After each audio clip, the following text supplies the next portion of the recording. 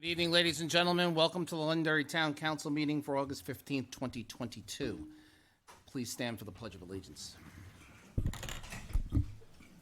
pledge allegiance to the flag of the United States of America and to the republic for which it stands, one nation, under God, indivisible, with liberty and justice for all. Ladies and gentlemen, please remain standing as is our tradition. Let's hope for the townspeople's safety and our first responders' safety with the upcoming Old Home Day coming at us very quickly, and that we have a successful event.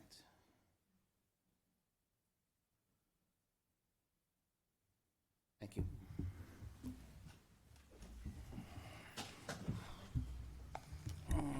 Ladies and gentlemen, we open with public comment. Check my agenda here. I have nothing. If there's anyone who would like to address the council, now would be the time. Under public comment. Anything under public comment? Oh, you know, I can't be here and shut up. Okay. That's why we love Okay, you. Christine Perez, 5 Leslie Drive, Londonderry.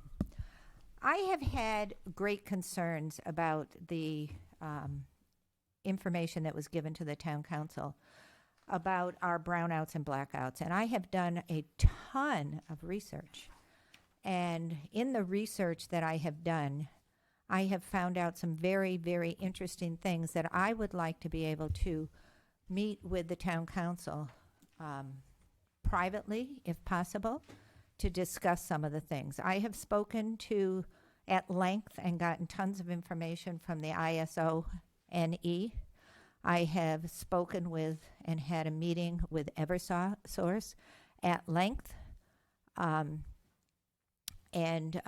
I just think that we do not have the information that we need to have. So that's what I'm asking for. Under state law, we're a public body, so there's only certain things we can meet in non-public about. Those would be things that would be covered under the RSA, and also if we meet with our attorney. So to meet with a private citizen, I don't know that there's a provision in the law that allows us to do that. Michael? I don't have the law in front of me, but I would be skeptical as well, Mr. Chairman, that would be permissible. Not knowing the kind of information that Ms. Perez is proposing to discuss. Just facts, just facts. I'm not aware of a provision that allows us to do that. So can I meet with one person on the council and they can tell the rest of the council as a private You can citizen? meet with up to two, I can meet up to 2. because we can't be in a quorum. Okay, so if you pick 2, give me a call. Okay? Okay.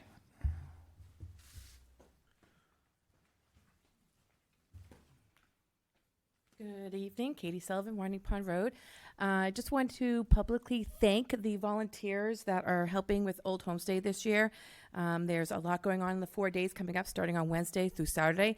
But I just want to make sure the town knows that we have a wonderful group of volunteers and volunteers underneath them that are helping run this whole event. And I just wanted to make sure that they get thanks. So if you see them working during the 4 days, from the police department to the fire department to our DPW to town manager to Kirby to the town council and the schools, everybody has come together to really put on a 4-day festival for this town, and we hope everybody enjoys it. Pray for no rain, pray for safety, and we're going to have a great 4 days. And I just want to thank you for your support. Thanks to you as well. Thanks, Katie. Yeah, unfortunately, I won't be able to join you on Friday night. I have to attend a happy occasion, a wedding on Friday night in Salisbury. But I will be there bright and early to do my duties on the town common. And Mr. Chairman, if I can just acknowledge Katie Sullivan's efforts.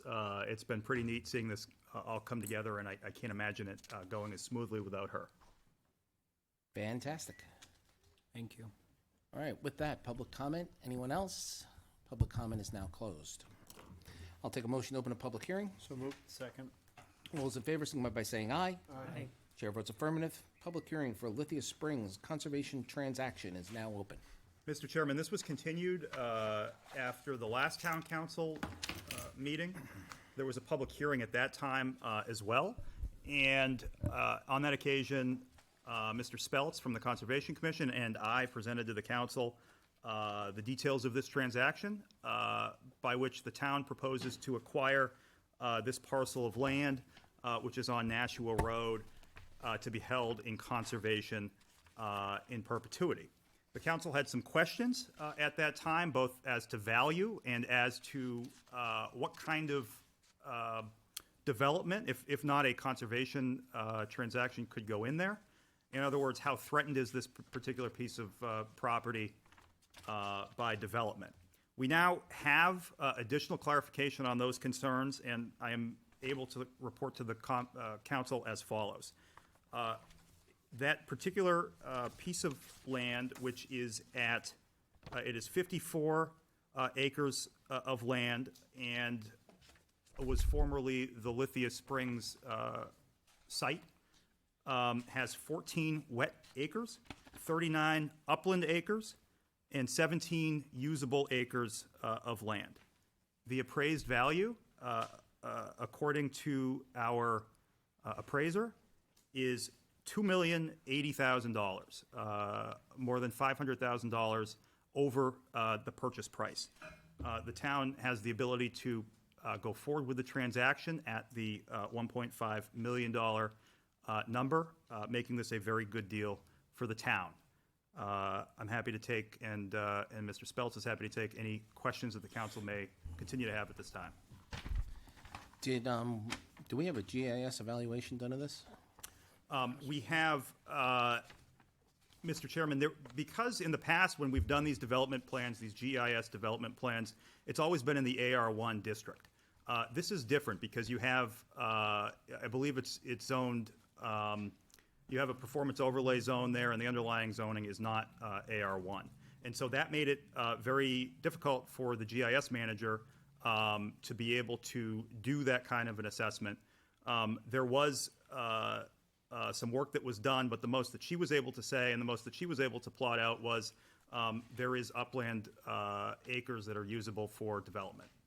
So that was the extent of what she was able to do based on the configuration of the parcel, what we know about the parcel, including the fact that it has not been surveyed, it has not had a wetlands delineation to our knowledge, and so this is the best that we were able to do.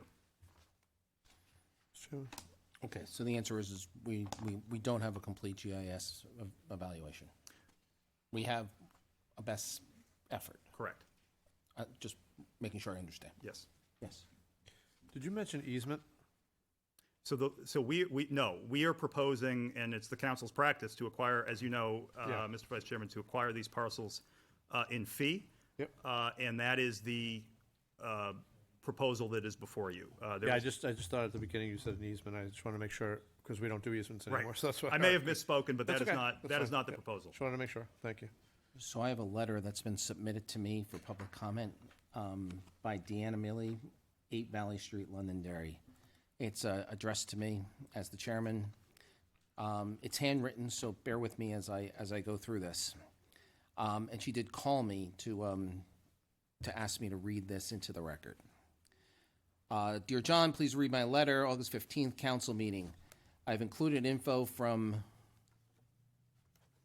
the assessing department and information obtained at the Leach Library about the Lithium Springs history. I don't expect you to read all of it, but you may want to share it with everyone. So Deanna's, I'm doing my best here with this, Deanna. So there's additional information here, I think, looking to share with all of you. The main concern is that my letter be read. She's a 50-year resident. So let me get to the July 21st, 22 article. Hearing on the purchase of Lithium Springs property was continued. This was continued at the July 11th Town Council meeting.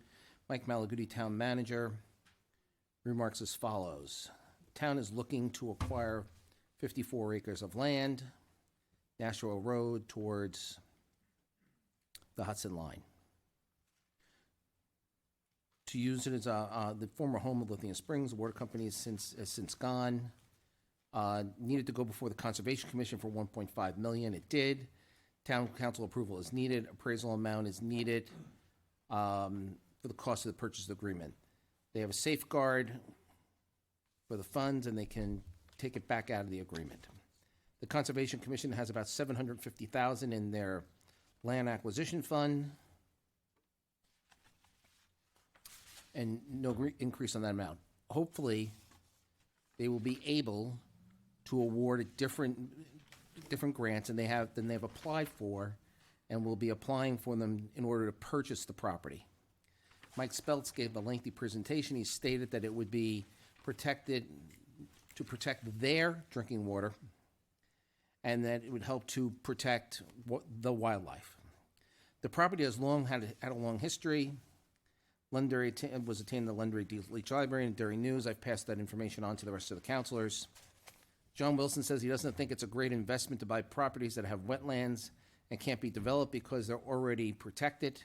The state will protect it. John Farrell, the chairman, asked for a GIS calculation done to determine what the buildable area is. I was told that they couldn't obtain the GIS configuration, so I guess she must have spoken to somebody who told her that that couldn't be done.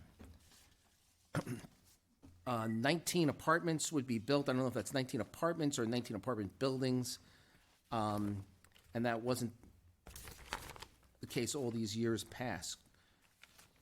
The property has been, is it wet or dry? I mean, I'm assuming it's probably dry now in the drought. I was also turned under the contract that it would be left to the conservation chairman would have an easement, so it's not an easement. Not an easement. The property ID is 002-022-0, location 274 Nashua Road. When Mike Malaguti was asked about the deadline, he said it was August 31st. We learned about this on July 11th council meeting. Seems we are expecting to make a decision on assumptions and grants and funds. So, Ms. Mealy, I hope that I read this to your satisfaction. I'm sure you'll let me know. I did try to get every piece in here that you shared and shared the information with the rest of the council. So do we have the funds? They have $750,000. No. They're looking for $1.5 million, so we don't have the money. That is correct. There are several potential sources of funding. Mike Speltz can talk more about the specific grants that are being pursued. There are, my understanding is that we present a very strong case for those grants based on some of the unique characteristics that Mike talked about at the last hearing. This is prime habitat. It has a number of things that the state cares about when they are giving out money. And by that I mean species, but also wildlife connectivity across a large area of town. Obviously, there are no guarantees, but Londonderry has the ability to back out of this deal at no cost to Londonderry through the end of the year if that funding does not materialize. So that is, I do not believe an assumption or speculation. It's a contingency that is contained within the contract that will either be satisfied or not satisfied. But Londonderry has the property under contract and has the ability to keep it that way at least until the end of the year while we work on those grant applications. Yes. But this one, He was first, go ahead. Is there an No, go ahead. is there an automatic trigger if by the end of the year that timeline or those funds aren't met or those funds aren't provided? Like, is it automatic that we pull out? It is not. It is our option to pull out, but I wouldn't advise the council to not pull out if those funds aren't in hand or on the horizon. But it'll come before us again. Yes. Okay. Yes. Thank you, Mr. Chair. I believe that we can go after some of the water money if we cite this as a secondary water source. We should be able to go after that money. Mike, are you aware of that? Some of the other funds that are available through the, for water, for the water trust funds. Mike Speltz, 18 Sugar Plum Lane, Conservation Commission. I think the grant that you're referring to is the one that we used when we purchased the piece of Mac Orchard just behind the building here, the Groundwater Trust Fund. That is, that program would not accept our application because it's limited to areas that have a source water on them, and ours, unfortunately, it's very close. There's close to 1,000 acres of wells, wellhead protection areas, but they're not on the property, so that particular grant won't work. However, we have applied for a $500,000 grant from the Land and Community Heritage Investment Program, and we have applied for another $500,000 from the Aquatic Resource Mitigation Program. And those are the two that I think Mike is referring to as being very appealing. The Land and Community Heritage Program has two purposes: protect land, habitat, water supply, all that sort of thing, and heritage. So they help preserve buildings and historical sites. Our particular project here at Lithia Spring is going to get points on both sides of it. We're protecting land, and we're also protecting our heritage through the protection of the Lithia Spring site. The ARM Fund is strictly focused on when projects in the Merrimack Valley disturb wetlands, fill wetlands, disturb streams. They're required to put money into this fund if they can't find some other way to mitigate it. And now that fund is dispersed out to projects that make up for those acres that were lost. And our natural resources on the Lithia Spring parcel are a very good fit for the wetland qualities and functions and values that were lost within the Merrimack River watershed. So they try to put the repairs back in the same place that the damage took place. So I think we have pretty good odds at getting those two. So with the $500,000 from each of those, that's $1 million. $700,000 from the town, that would be enough to make the purchase price and do the survey and all the other transaction costs. In addition, as you probably recall, we have a authority from the townspeople to release the restrictions on the orchard that's on Gilchrist Road. And if that were to take place, that would bring in significant more dollars. So we basically have a four-legged stool. We need three of the legs to work. So I'm fairly confident that we can pull this all together. I would like to mention, Councilor Green, the reason you might have been thinking easement is the ARM fund, the $500,000 we're applying for from them, requires that the land be permanently protected through a conservation easement. So we don't want to hold the easement. We want to own the land. We will grant an easement to another agency, and that'll satisfy that requirement to get the $500,000. That easement has to be approved by the town council before you grant it, right? Yes, it would. I do, though, also believe, and I'll call the water commissioner and ask him, I do believe that if we can cite that as a secondary water source for our people in the town, we might be able to get a few more dollars out of them for that. Yeah, there is a provision, although I think we may have missed the application date, but you can, a potential water supply. Mm-hmm. Unfortunately, while it was good for selling spring water to people that had various illnesses and wanted a drink of the water, I don't think there's enough water there that's going to qualify us for a water supply. The aquifer that's under that's producing this spring is fairly what they call low transmissivity. Sorry, it's how fast water moves through the rocks underneath that land. Okay. So it's probably not a good choice for a future community water supply. You know, a well maybe serve the people that are there, but not Well, I think we, Not- at this not- point, we have to look at everything. Oh, When agreed. we're talking about yeah, water. And rest assured, I have.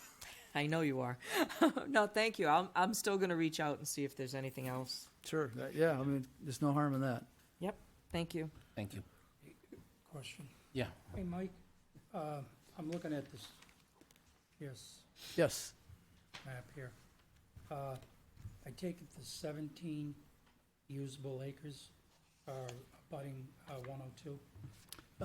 yes. What I'm trying to get at is, if we don't do this, and there's 17 acres, is that 17 acres, it's usable, but is it gonna be difficult to get in? Are they gonna have to get wetland permits to do it? And do they have access to the 17 acres? Yeah, they have a conditional curb cut from the state Okay. Department of Transportation to come off of 102. It's also possible, although we'd have to, do a lot more homework to find out if they could also get an access off a High Range Road. But they definitely have an access off of 102. So the bottom line is, they have a curb cut from the state. Right, And and the that- 17 acres are up front. Right, It's not- right. It's not in the back. No, and that was the rationale that the Okay. planning staff went through when they came up with this 17-acre figure that you heard earlier. Thank you, Mike. Anyone else from the council? Yes. Mr. Mr. Spelsk, if you could please, Oh. or Mr. Malaguti, remind me of what the vote of the conscom was on this. How'd that tally out? Unanimous. It was unanimous. Thank you. Thank you. Thank you.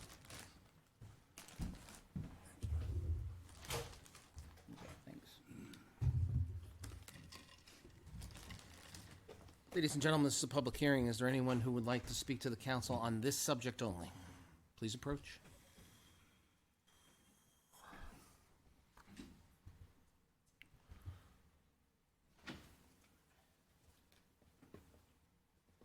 Go ahead, you go first, I'll go second. I'll go first. We're in a recession. I do not think the Can you town. address, please? Christine Perez, 5 Wesley Drive. We're in a recession. I don't think the town should be putting up, as much as I'm for conservation land, I do not think the town should be putting out any money.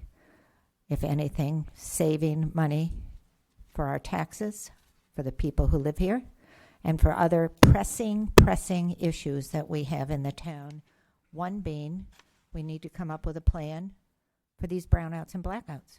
So, Mr. Chairman? Yes. I just wanted to clarify about that money, just so I'm on the same page. This money is set aside for this specific purpose, for conservation only, and can only be used for that use. Am I correct? Yes. Ray Breslin, 3 Gary Drive. First off, I am for this. I think it's a good idea. Obviously, the reasoning is for the potential for water. There is an aquifer. It is relatively small there, but we do need to look at all potential water sources. We need to look at our natural resources, water. Okay. So there are other aquifers in the town of Londonderry. All of that is available to us. It has been identified. We need to look at that. But getting back to this here, I understand there's somebody went to the DOT for a curb cut off 102 and indicating that the 17 acres are abutting 102. Do I understand that correctly? There's easy access from 102 to the usable acres, correct? Yeah, well, there's a considerable drop of land there. Okay, the elevation drops down. Has anybody walked this property? Yes, Mr. Speltz has walked the property. The property has been walked by, to my knowledge, our environmental consultant, or soon will be. It's been walked by the appraiser as well. So we do have a very good idea what's out there, what it looks like, and what the configuration is. Your environmental consultant has walked the property. That is correct, yes. Yeah. Yes. Yeah, good. good. And that's for purposes of conducting the Phase 1 environmental that's, Right, I mean, obviously, we need to know what's there, what's out there. Correct. It would be nice if somebody had done some soil sampling, but looking at it myself, it looked like the upland was more to the north. Is that not the case? I haven't walked it myself. That's not my specialty, but Well- I'll take your word for it. Well, no, don't take my word for it. No, I'm looking for somebody that actually knows. You happen to know, Mike? Upland is to the north? No. It is not? Uplands at 102. Uplands to 102. I stand corrected. So anyway, apparently, the council is put in a position to kind of make a vote on this or a judgment, yes? Yes. To move forward? Yes, the council needs to approve it or not approve it in order to move forward or not move forward. Right, so, and you also have the ability till December to back out if the money that we're looking for isn't available. That's correct. There are certain contingencies that run at the end of August. There are other contingencies that run at the end of the year. The financial contingency, which is us having the money to move forward and to closes at the end of the year. Yeah, This contingency, which we're here to decide tonight, closes on August 31st. So if that deadline passes, and this goes to your point, Councilor Franz, if August 31st comes and goes and the town council has not approved it or rejected it, then we lose the ability under the contract to back out on the basis that the town council doesn't want to move forward. So we need to make a decision one way or the other, is what I'm We have saying. another meeting before the 31st. that being said, I would say move forward. Thank you. Anyone else under public comment? Marge Bedoy, Conservation Commission. I just want to make a small clarification that those conservation funds that we have, 700,000, none of that is taxpayer money. That all came from fines that were levied on people who did developments. Thank you.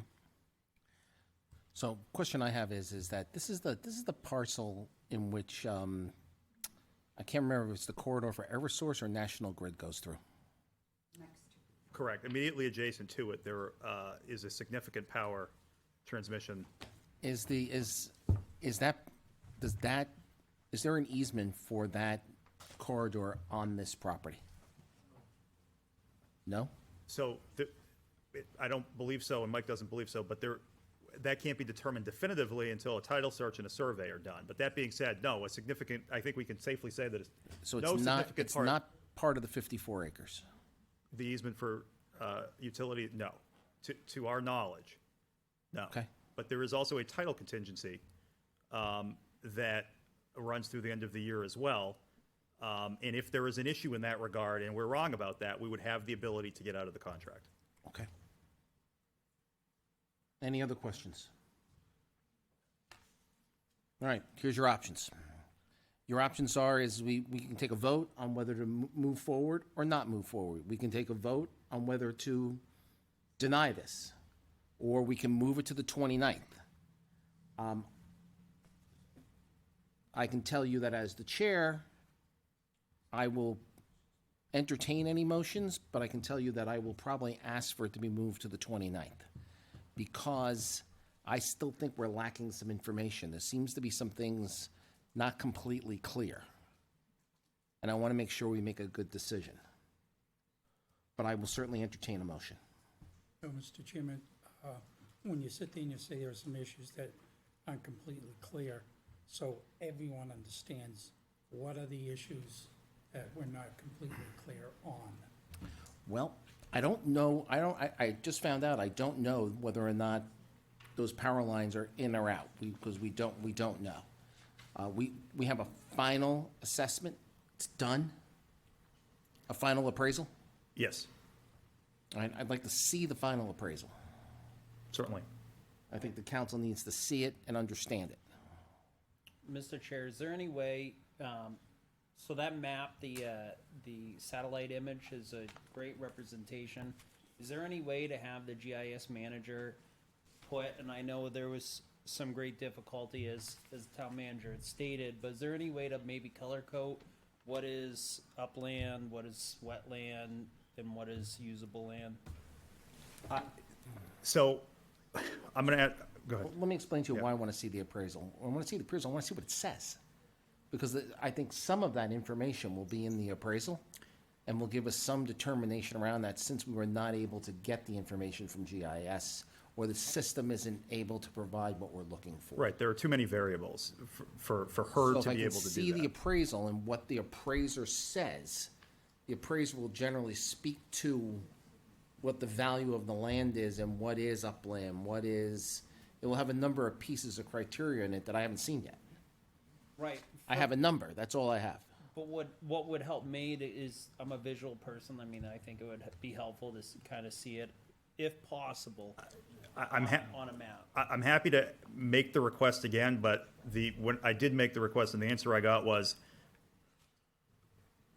without a wetlands delineation, without a survey, without things that we don't have and will not have for some period of time, it's not possible to, we have a number in general terms, we can't show you specifically where that is. We have a pretty good idea, but this is partially art. It's more art than science, I think, at this point.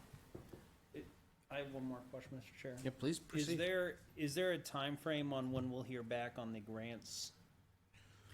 So my understanding is officially by the end of the year, but we may have some indication in the late fall which way the wind is blowing. Mr. Chairman, Yes? I've been given information that there's 54 acres, 14 wet, 39 upland, and 17 usable. Someone had to look at a map, and someone, even if it isn't right to the pit point, someone had to look at the map to put those figures together. Let me see the map, or let me see what they did to come to that conclusion. I'm guessing. It doesn't have to be perfect, but Right. at least it gives us an opportunity to see where the uplands, Yep. the wetlands are, and the good land. I don't care if it's off 15 feet, 20 feet, it doesn't make any difference if it's certified. I'm hoping the appraisal has some of that information, yes. Yeah, I don't know if we're duplicating efforts here. I think that presentation, if I'm mistaken, and you can speak to this if you want, gave us that last time, maybe we're not remembering. The overlays and all of the different parts of the wetlands and everything, we actually had it visual up there.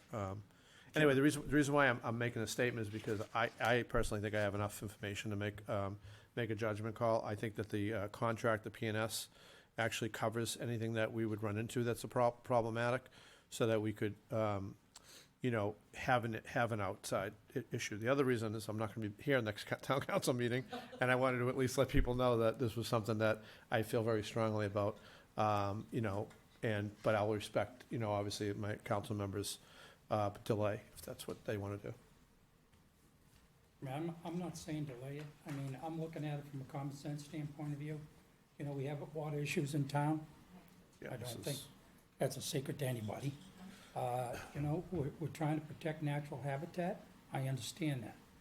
The appraisal that we do have, that we haven't seen, that the chairman has indicated to us, Over to. is well over the asking price. That's a positive. There was a taxpayer here that was concerned about spending that kind of money with the wetland. That's why it's important to me. I know there's 17 acres. I need to know where those 17 acres and how much of a threat is that to this parcel. Because if it is a threat, I mean, from what I see here, I could vote no. But in all fairness to the councils up here, if you want to see the appraisal, that's good business sense. We should see it. Jim, I guess the other thing is that, it's like sometimes I'm in meetings and we beat things to death, right? And I'm not trying to say we're doing this here. But let's look at the other side of it. So if we don't buy it, what's the cause? Is a consequence to everything you do or don't do. So if we don't buy it at the end of this thing, whether we voted tonight or 28th, and we say no, what are the consequences? All those consequences that we've already been talking about, we don't want. We don't want to, just ignore a great wetland that another councilor just identified. We don't want to have buildings on this property. There's a lot of negatives if you look on a chart. positives and negatives. I mean, we have a lot of the things built into this PNS that are taking care of the concerns I just heard. So, I'm sorry. Are you done? Yeah, I apologize. May I speak? I kind of echo what Mr. Butler is saying, or Councilor Bustler. I think that even, Mike, am I correct? If we say we want to move forward, we can still gather information and still change our minds at any point? Yes. Or are we locked in, like, bang, we can't move? No, there is a broad contingency that allows the town to continue to conduct inspections and tests all the way through the end of the year and to get out in our sole discretion if we are unsatisfied with the results of those So inspections and tests. if we voted tonight to move forward, right, and John wants more information, we can still ask for more information. It can still be put out publicly for everyone to see as we move forward with this purchase. Is that correct? I just want to make sure I'm absolutely 100% correct, because I do think we need more information. But I personally, I think it's a good idea to move this forward, and, you know, I would hate to miss that 30th date by some dumb mistake, you know, we just didn't get it in time hurricane or or something. something. Yeah, something just happened, you know, that got lost in an email. Call an emergency town council meeting. All I want to do is see the appraisal. I get you. I mean, I just don't, I'm not comfortable. It'd be like buying a house without a house inspection. I know there's people who do that, but I wouldn't do it. Yeah, I mean, there is no negative consequence associated with continuing this to the 31st. 29th.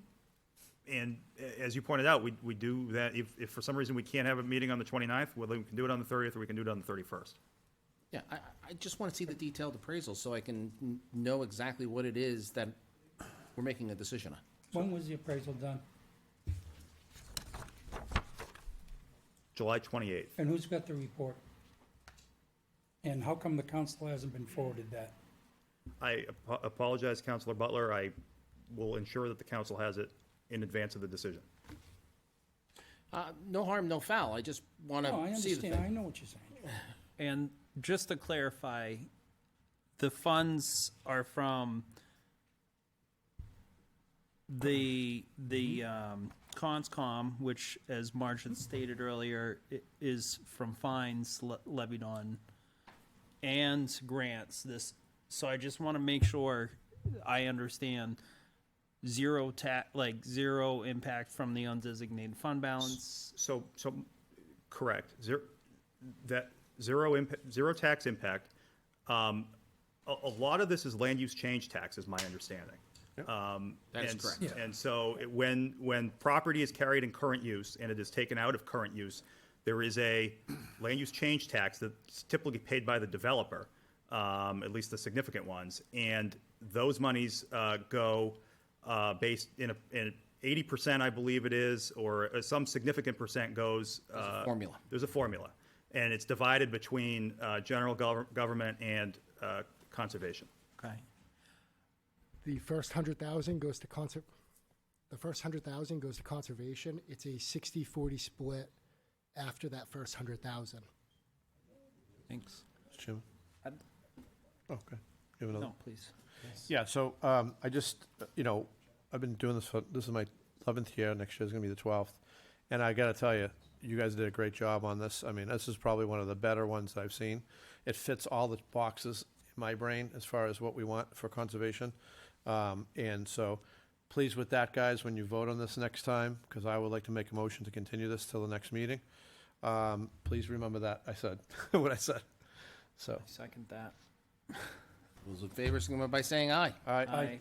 This is now continued to August 29th. We're still in public hearing. Resolution 2022-15, acceptance of unanticipated revenue under RSA 31:95-B, section, 3, A. $530,316.91 highway block grant and a $397,786 municipal bridge funding. Hi, Justin. This is really short and simple. The state, in their recent budget, decided to give additional money towards the highway block grant as well as the municipal bridges fund. Because this was not allocated previously, we need to formally accept it through this measure. Can I accept it now as at the end of the public hearing and then dispense with it, not doing it in new business? Yeah. It's on the agenda twice, that's why I'm asking. Are there any questions from the council? Yes. Does this have to be used for bridges? The bridge portion does. Yes. So what's the bridge portion? I believe it's about 370, Okay, 397. 397 is the bridge portion. Yep. Correct. So how many bridges do we got in town? And what's the state of those bridges? That are our bridges. The rest of them are state bridges, right? That go over 93. There's at least one that needs a significant amount of work. Which one? That's what I'm able to say. I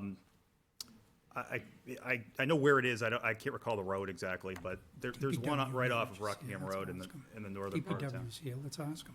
I'm sorry? Mr. Chartier?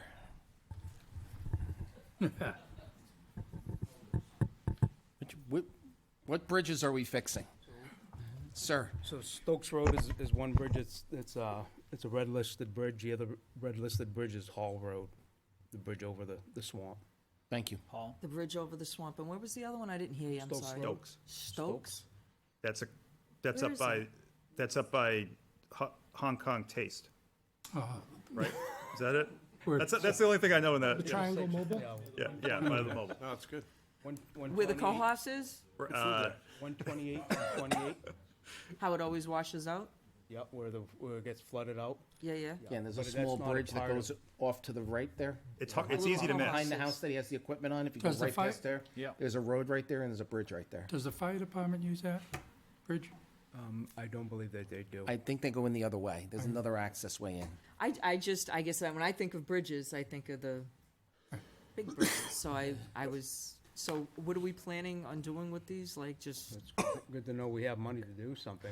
well, I just know that road floods out all the time. By fixing this bridge, is that gonna help that area? That area does not flood out because of that bridge. That area Okay. floods out because the little Cohos meanders back and forth under the old railroad bed.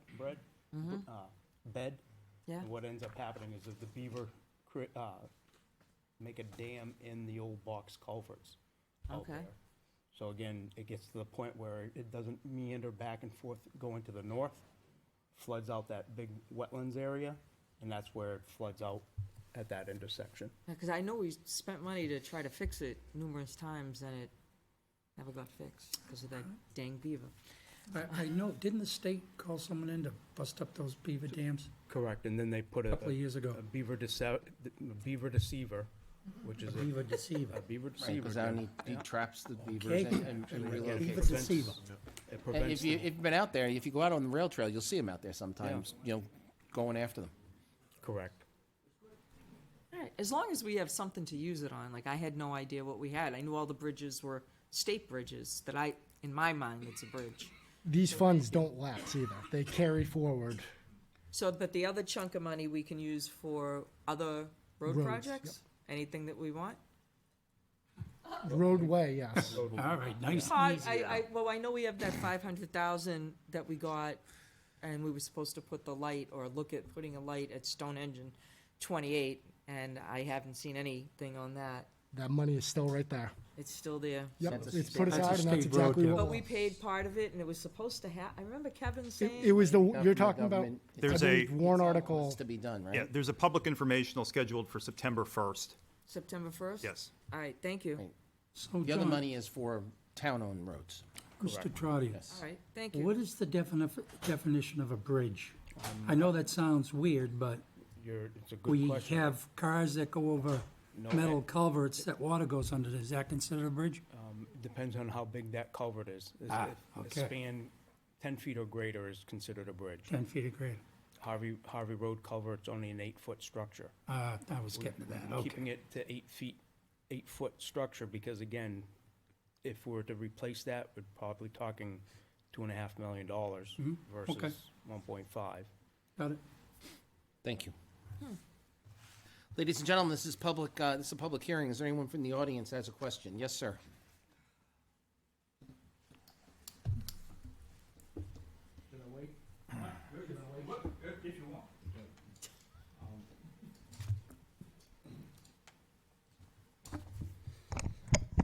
Yeah, this is a good thing. We're getting money from the Your state. name. What? Oh, Ray Bresson, 3 Gary Drive. This is a good money. We're getting this money from the state. It's being put to a good use. The only thing I would wonder is, and by the way, when we talk about bridges, as John said, it depends on the size of the thing. If it's a box culvert, John? It depends on the span again, right? There's a span. You're right, Correct. right. But at the head, we're talking about up by the head of Mammoth Road where it meets 28? Rocket, Where correct. where the gas station is there? Yep. Which is unfortunately a flood zone there, right? And we're also talking about redoing that whole intersection there. I think the money has already been designated for that, which I think a lot of that is going to be torn up and completely redone, that whole intersection. I'm not quite sure, Ray, yet, because again, right now, that intersection has been identified in the 10-year plan. Right, So- right, and the so money has final- already been designated for that, I believe, yes? Yeah, so when a 10-year plan is designated, it is strictly a plan. There are dollars allocated against the 10-year plan at the discretion of the Department of Transportation. Which And- I and the believe has state. already been approved. It depends. Just like Stonehenge has already been Well, approved. since we contributed money to that, that's different. But the state does have the right to be able to move their money around within the 10-year plan or to add things to the 10-year plan. Absolutely, but, They have the criteria to be able to do that. yeah, but I yes, believe I both under- of them yes, I have understand your been point. approved, but I could be wrong. I understand. Anyway, that is a flood zone there. We've Ray, had a lot of floods there. And so if we're gonna be replacing culverts, bridges, I think we need to take that into account. I'm not saying it doesn't need to be done. I think there's probably a lot of other culverts, some of them have already been done, right? I explained though, Ray, why that intersection floods. It's got nothing to do with the bridge. It's got everything to do with the Cohos Brook meandering back and forth, north and south, under the existing railroad grade out there. So under that railroad grade, there's these old box culverts. Which is also being replaced, yes? No, On Hall Road? no. Where you shifted to the west. We're talking east. Okay. The All right. water meanders that back and forth, and then it floods out, and that's where it floods. Nevertheless, we're getting good money. Absolutely. Spent, and a good thing. Absolutely. My only question was about that whole area there with the gas station and so forth. If the state is gonna come in later and do a lot of work there, maybe that's when that should be done, but Understood. thank you. Thank you. Thank you. Is there anyone else under public comment? Seeing none, let's bring it back to the council. Accept a motion to accept the unanticipated revenue of $530,000 and change and $397,000. So moved, Mr. Chairman. Second. All those in favor, signify by saying aye. Aye. Chair votes affirmative, resolution carries. I'll accept a motion to close the public hearing. So moved, Mr. Chairman. Second. All those in favor, signify by saying aye. Aye. Chair votes affirmative. Public hearing is closed. New business, we're gonna, number one, we've moved to the 29th. Number two has been resolved. Number three is the resignation of Lisa Drabeck, the Assistant Town Manager, from the CART Board of Directors, and the appointment by Ona Arnett to the Director of Senior Affairs to the CART Board. I will accept a motion to accept the resignation and the appointment So of moved, these Mr. two. Chairman. Second. Those in favor, signify by saying aye. Aye. Chair votes affirmative. Thank you for your service. Briefing on road paving plan and practices. You're back. Good evening, Mr. Chairman, members of the board. Again, Town Manager Malaguti had asked that I attend this evening, again, just to give a briefing on our road pavement management plans and practices. So as the board knows, again, we have two line items within the Public Works budget. One being road maintenance line item, and then the roadway maintenance trust fund. That's where we get our money for the work that the Public Works Department does. Again, the road maintenance line items such as the $300,000 that we're getting from the highway block grant, we use that money for shimming and overlay roads, tree clearing, guardrail repair, roadway striping. That's what we use that money for. Our highway maintenance trust fund, again, we've been fortunate, again, that over the years, that the townspeople have supported it, and that's been $650,000 a year, which, and we've been squirreling that money away to do a large project, and that being the Harvey Road culvert, which was $1.5 million. So we finally have enough money to proceed with replacing that. We were always discouraged not to go for a bond for that replacement of that culvert, so we had to keep that money squirreled away. So every year, again, the Public Works Department, myself and Paul Schatt, again, Paul Schatt has 38 years' experience with the town. I have 36 years of experience as an engineer and 21 years with the town of Londonderry. Again, Paul puts together a list, and that's a running list of what roads here in town need to be shimmed and overlaid, and take a look at reconstructing those roadways. This year, the list consisted of 25 roads in town with a value of $2 million. Obviously, we don't have $2 million. Paul does a list. I take a look at the list. Again, our experience here in town, our professional experience, we come up with what the roads are that we're gonna try to tackle, basically. Again, our goal is always to keep the good roads in good shape and rebuild the roads which are in bad shape when the funds for the reconstruction are allocated on a year-to-year basis. So again, in shimming overlaying a road is $180,000 a mile, and to reconstruct a road is $1.8 million per mile. So, Thank you. that's kind of a summary of how we approach, what roads do we shim and overlay, how do we tackle our road issues. Other communities use a roadway management system. 21 years that I've been here, again, Janos and I and the highway foreman would again, just our knowledge of the road. Some of those roadway management systems, they send out a college student to go look at the road, and he classifies it, but he's looking at the surface of the road, the cracking, the rutting, and that's how he classifies that program. We're familiar enough with the road, and if there's no drainage in a road, that's what deteriorates a road, the road bed. So he might just say, let's shim and overlay the road. Well, sometimes you're just gonna be throwing good money against bad, so that's basically how we do it. Questions? Yeah, real quick question. I had a couple of taxpayers call me right Yep. up front about I think it was the shim and overlay up in Pettingill Road, Yeah, and they weren't happy about it. yeah. And I'm not an engineer, but I went up there, and I looked at it, and I said to myself, what the hell are we doing? I'll be very honest with you, I'm not an engineer, but I'm saying, we have a hell of a lot more roads that are in tougher shape than this, so I really couldn't give them a good answer. Right. Can you help me with that? Yeah, so like I said, Jim, we try to, keep our good roads in good condition. Pettingill Road, we just did a traffic study up there back in March. That road experiences 8,300 vehicles a day. And again, truck traffic, very high demand on truck traffic up there. So again, when you put on a vest and walk that road, take your life in your hands, like I did, and again, you see the raveling, the rutting, the spider cracking.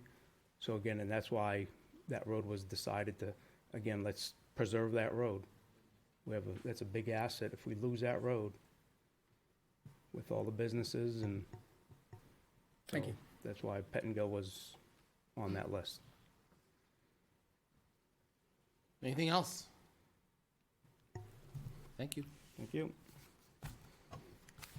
All right, item 5, designation of preferred area for electioneering under RSA 59:43.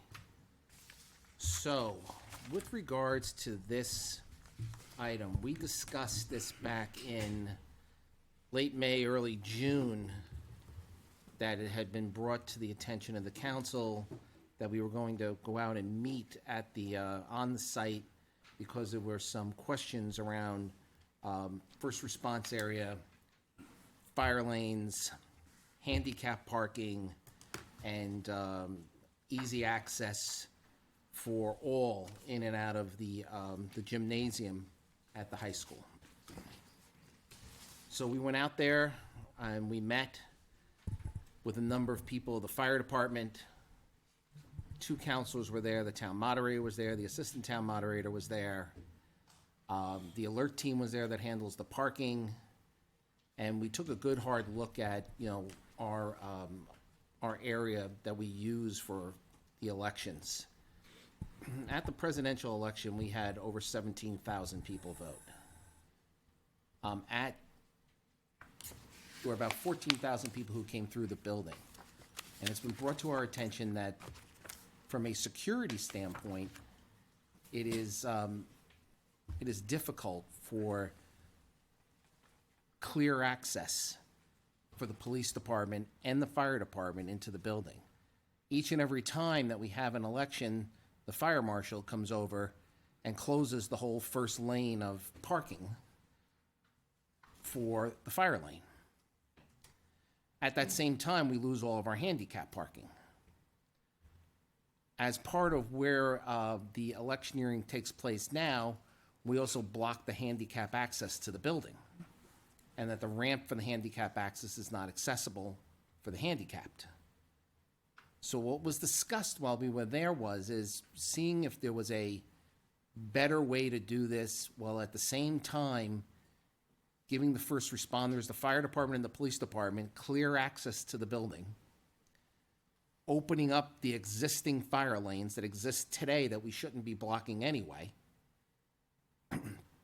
and increasing our ability to be able to have better handicap parking and better access to the building for those people coming who want to vote who are handicapped.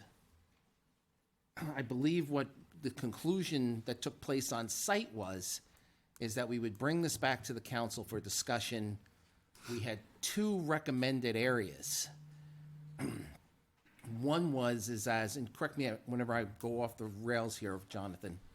One is as you walk into the building, to the north side or the right-hand side of the building, there is a grassy area with some steep declines, and that there is an area that is mostly grass and dirt.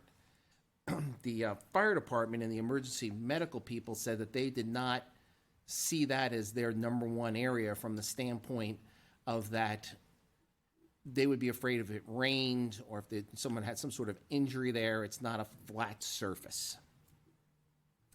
Then what was brought up is being able to move that surface, that area out to the first row of the parking lot, build an area. I think we came out and we measured it. It was something like 25 by 25, something in that rough area. I see on this drawing it's more towards the far end of the parking lot, but the discussion that took place out there was it was more towards the middle so that people could come down on both sides of it, and we were trying to figure out if that was the best way to management. What we talked about the entire time there is that we used the primary as a trial run so that we could work this out for the general election in November. What the main thing being is that it's been brought to our attention, life safety, access to the building, security access, medical access, and fire access. And if we're moving what we believe will be 15,000 people through the midterms through that building, we need to give them the best access possible. Jim, you were the other counselor there. Mm-hmm. Jonathan, you were there. Fire chief was there. The head of security for the election, Lieutenant Breen, was there. Is that about the summary of what was discussed? Mr. Chairman, yes, I think that's a very accurate description of the discussions we had. I'm Jonathan Kipp, 9 Everett Street, Town Moderator. And we're required by statute to provide an electioneering zone that is, to the extent practical, within sight in conversation distance of the main entrance to the poles. And therefore, I support your observation that it was going to be directly opposite the front entrance to the gym, just pushed a little further away into that first row of parking spaces. We believe that gives good access of the candidates to the voters. Voters will be streaming by there, and that's the purpose, to give candidates and their representatives an opportunity to interact with voters if the voters so choose. Right, and we also talked about bringing in Jersey barriers to put around that area to make sure that those people were safe as well. Correct. Invisibility in our parking lot is not great I'm very concerned about pedestrians wandering around and somebody getting hit. So we designate that area, and then between the electioneering zone and the front entrance, it's wide open. Alert can do their job there. I think that is the best location for it, for this trial, as you recommended. Yeah, and what you'll see then is that the police department and the fire department will be parked in the fire lanes. I believe that's what their plan is. They may have a different plan, but I believe that that's what their intention is, at least from the discussion we had. So, the council, is up until the day the moderator, takes over the morning of the election, it's up to the council. So that's the recommendation from the first responders and from the moderator. I believe Councilor Butler and I are, at least from what we saw, we thought that was a very solid recommendation. Jim, anything further? Yeah, I mean, I've been doing these elections for over 10 years, and there's always a constant complaints of people coming in that, candidates have gone outside the corral, and people get nervous. They get nervous there. We constantly have to go out and, try to back them off, very pleasantly back them off, and it just isn't working. Now, with everything that's happened with the shootings and all this stuff, we have to make sure we have a good line of sight for our medical and our police departments. Put in the corrals where they have been existing blocks that site. If something had happened and we had to get into that building and you had to move a lot of equipment quickly, it wouldn't happen because the candidates are there, the corrals are there, and it would be a debacle. So I'm sure we're gonna take some heat for this, but I think that based on the fact that we have to think about security and we have to think about everyone, that the best thing to do is push that back and open up that front.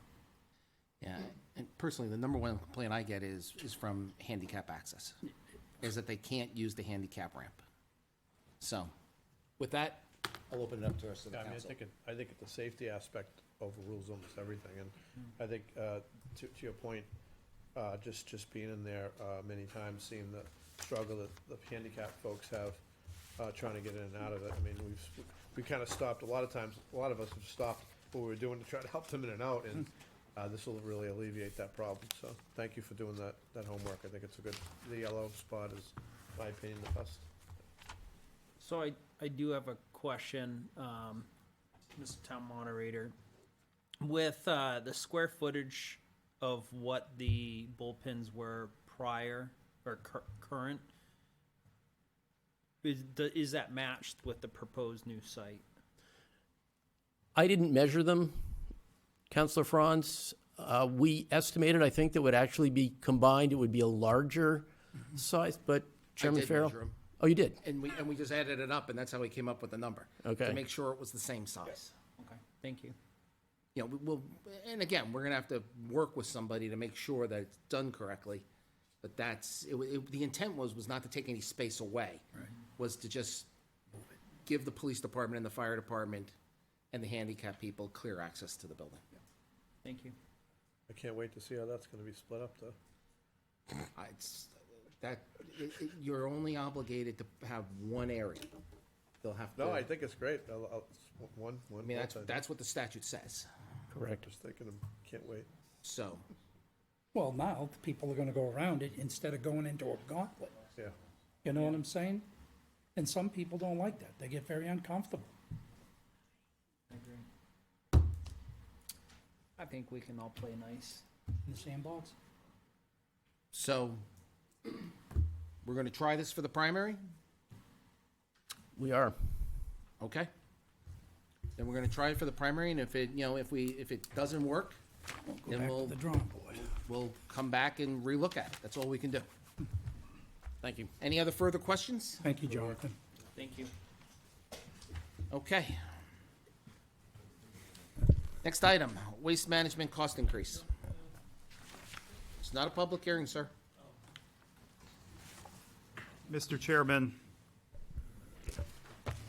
I've come before the council a couple of times, either on other items or in my town manager report, and notified you of what I don't think would be news to anybody. Costs are going up, and that is the case for all of our vendors, for us at home as well. And so I want to make you aware of a request that we received that I've alluded to in the past, but is now ready for a council decision. And this arises from a letter we received in February from our trash and recycling vendor, Waste Management, requesting a 10% extraordinary increase in the contract price.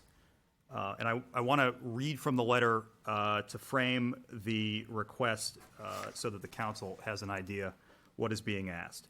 Due to these unforeseen and extraordinary market conditions which neither party could have anticipated at the time the contract was executed in 2016, Waste Management respectfully requests an extraordinary increase of, it says 13%. We later determined that that was inclusive of what we already have contracted for, a 3% CPI adjustment, effective July 1st, 2022. This will allow Waste Management's compensation to better keep pace with Waste Management's operating costs to provide critical services in your community.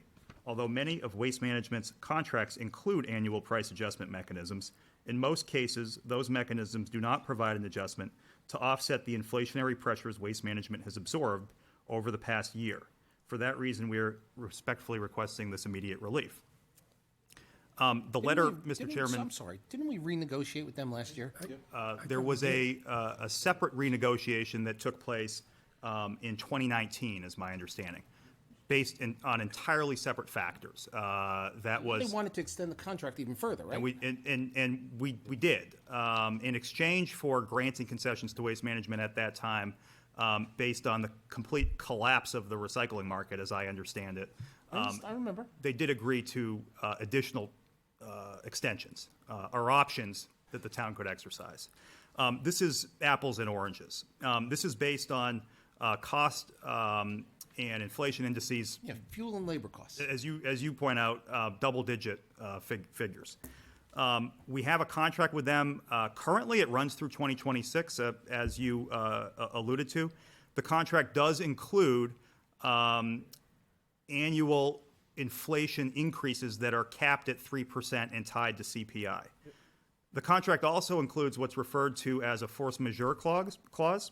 A force majeure clause relieves a party of its obligation to perform under the contract if there is an unforeseeable event that was not foreseen at the time the parties entered into the contract. The letter makes specific reference to that language that's contained in the contract. We met with Waste Management. We've been talking with them for months and asked them to explain precisely how their costs are going up. You pointed to a couple of them, and the engineers will elaborate upon this later. Labor costs, supply chain issues that are impacting their ability to field equipment and repair that equipment on a timely basis. We also asked for data to substantiate the claims that they were making that their costs have gone up so significantly. On the legal issue, both sides have an argument that this either is force majeure or it is not. In consultation with Town Council, Mike Ramsdell, we suggest that the council should consider, instead of digging in on the legal issue, which could go either way, focusing instead on Londonderry's long-term interests. What are those long-term interests? It's maintaining the level of service that, frankly, it's taken us a while to achieve. Trash is one of those 5 things, Mr. Chairman, that you talk about so regularly. The trash has to get picked up. If it doesn't get picked up on time and in a way that's satisfactory to the residents, we're going to all hear about it. We want to keep it that way. Waste Management, we feel, has a track record of being able to go above and beyond for Londonderry. That's in part because of the proximity that Waste Management's facility has to Londonderry, being located in town. Second, to be frank, Waste Management has made it pretty clear that they're not going to stay in a contract that they're losing money on. And whether that occurs this year under force majeure, or if that occurs next year on some other basis, we are confident, given the tumultuous market that we are experiencing at this point in time, if we had to rebid this contract tomorrow, it would be a significant increase over and above what we have negotiated with Waste Management and are suggesting you consider adopting tonight. Our approach is to, instead of granting a extraordinary 10% increase to restore the contract to market conditions, to current market conditions, that we phase in and increase over time. That saves the town money. It comes at no small expense. This is our largest single contract, as the council is aware. And so I would ask the council to hear from the engineers on this. And they will talk about some of the just numbers and the scale that we're operating on here. But this increase is set forth, the proposal is set forth in the council's materials, and it would be as follows. We felt we are just underway in FY23, and we have not budgeted for an increase. This is the same issue that arises every time we talk about something like this. And so we are sensitive to the fact that increases, we insisted that increases should be phased in over the later years of the contract to reflect the fact that we're quite concerned about the budgetary situation this year. And so what we are proposing is, and this is, as I said, set forth in the materials that the council has in front of them, a 0.5% increase in FY23, a 6.5% increase in FY24, a 2% increase in FY25, and a 1% increase in FY26. That costs the town $569,000 over the remaining life of this contract. Waste Management was asking for something far higher in the $800,000 or $900,000 range. As I said, in consultation with Attorney Ramsdale, we believe the council should consider this strongly. So before we go into the reasons here, I just pulled up the market today. Waste Management is trading at $172.88 a share at a 52-week high. They're a $15 billion company with a $71 billion market cap. Their revenues year over year are up 12%. Their net income year over year is up 67%. And they're crying poverty. Corporate greed. I mean, I get it. We're stuck between a rock and a hard place. But them's the numbers. Can't you use, what was the term that you talked about before? Can't you use that as some of the... Force majeure? Yeah. Yes, I mean, there is a legal argument that that concept doesn't apply here. What the four of us are suggesting is we need to take a long view here, and that is Waste Management delivers that level of service that frankly has not been the norm over the years. It has taken a ton of effort. These guys talk with them almost every week just to maintain that level of service where it is. These decisions are not made, wherever Waste Management corporate is. They look at it contract by contract, and are we making or are we losing money on each contract? Right. They run a profit center. I think they're losing money on this contract at this point in time, based on these factors that I would like John and Bob to drill down on it a little bit. Yeah, before they get to that, a real quick question. Why wouldn't we, I mean, in any business, right? I mean, we all say we like to try to do, run this as like a business. Any business, you would, when somebody comes up like that for 13%, the next phone call I'd be making is to all the people that compete with them. At least give me some idea of what's going on here, because, yeah, I mean, these guys have been doing a really good job, but we also been paying them really, really well. So, I think that we can talk about it, but I think that's the first thing you gotta do. I mean, you gotta start talking to see what your options are, because, yeah, I mean, I understand they've been great service, but 13%, that's with the information we've had. Anyway, I just Their wanted to. stock's up 10% in the last 2 weeks. They must be doing a real good job at all this renegotiation. Because they're negotiating with all the other towns and doing the same force my hand, I'll get out of the contract type of threat. But when any vendor threatens me, like I said, I go to see what my other options are. That's just, I wanted to throw that out there. Happy to, we're definitely going to listen to you guys. I just find it all sort of interesting that they're making more money than they've ever made. Just sort of interesting. But thank you for your patience.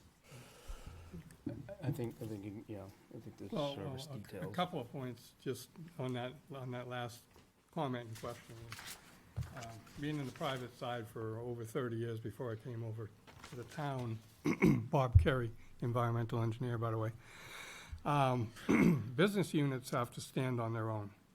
And in Profit centers, right. corporations, as you know, in corporations, the corporation can be making a lot of money, but it's the business unit that stands on its own. And in conversations with these management, that business unit is under a microscope right now for profitability, the residential collection market itself. They make a lot of money on their commercial accounts, they make a lot of money on their landfills and their marketing of the products, et cetera. But the residential collection is a troubled right now, a troubled business unit. So with that said, as town manager had originally said, the primary goal for us was to affordably maintain the current level of service that the town is used to. It's a very visible service, as we all know. It stops at every resident once or twice a week, depending on if it's a recycle or if it's week or if it's not. Current contract that started in 2016 is actually the largest scope of trash and recycling services that has ever been performed by a contractor in this town. When we increased the scope tremendously when we brought on the automated recycling. Just to give you an idea of the scope or the size, we're gonna collect this year over 9,000 tons of trash and over 2,700 tons of recycled material. And we're gonna do that in this way. We have 9,000 plus 65-gallon trash carts out there and 9,000 plus 95-gallon recycle carts. That's a total of 18,000 carts that are distributed throughout the town. Approximately 1,350 collections occur every week. And municipal and schools contribute another 65 dumpsters and carts, which need to be emptied every week.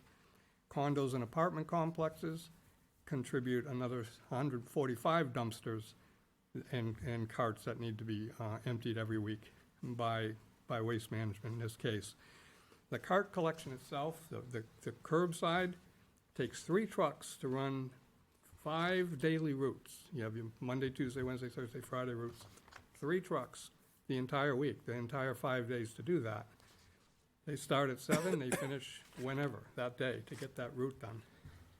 1 additional truck has to run through the town all week to collect the dumpsters and empty the dumpsters too.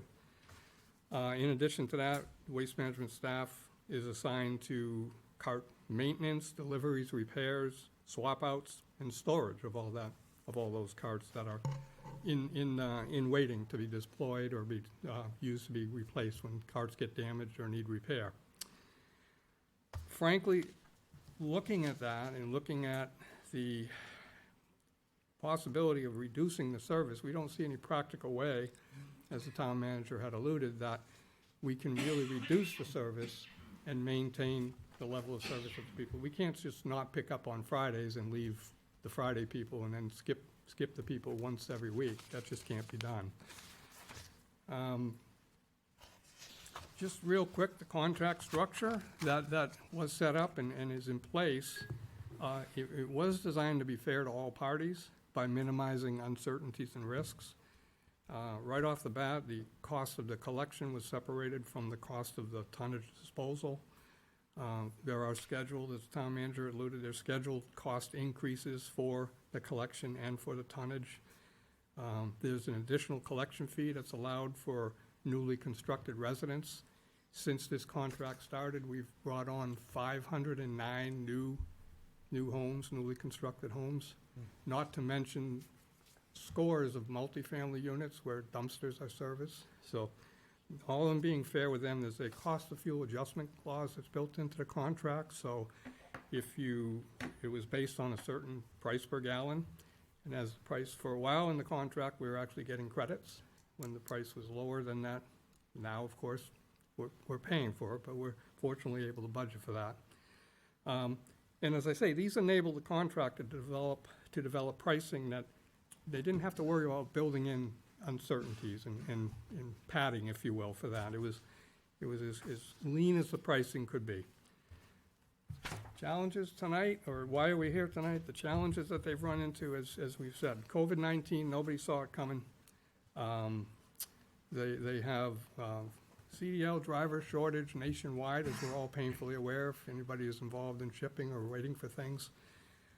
Wage increases, they were forced to bring their wage increases. Wages are up. They were up $100,000 over 1 year.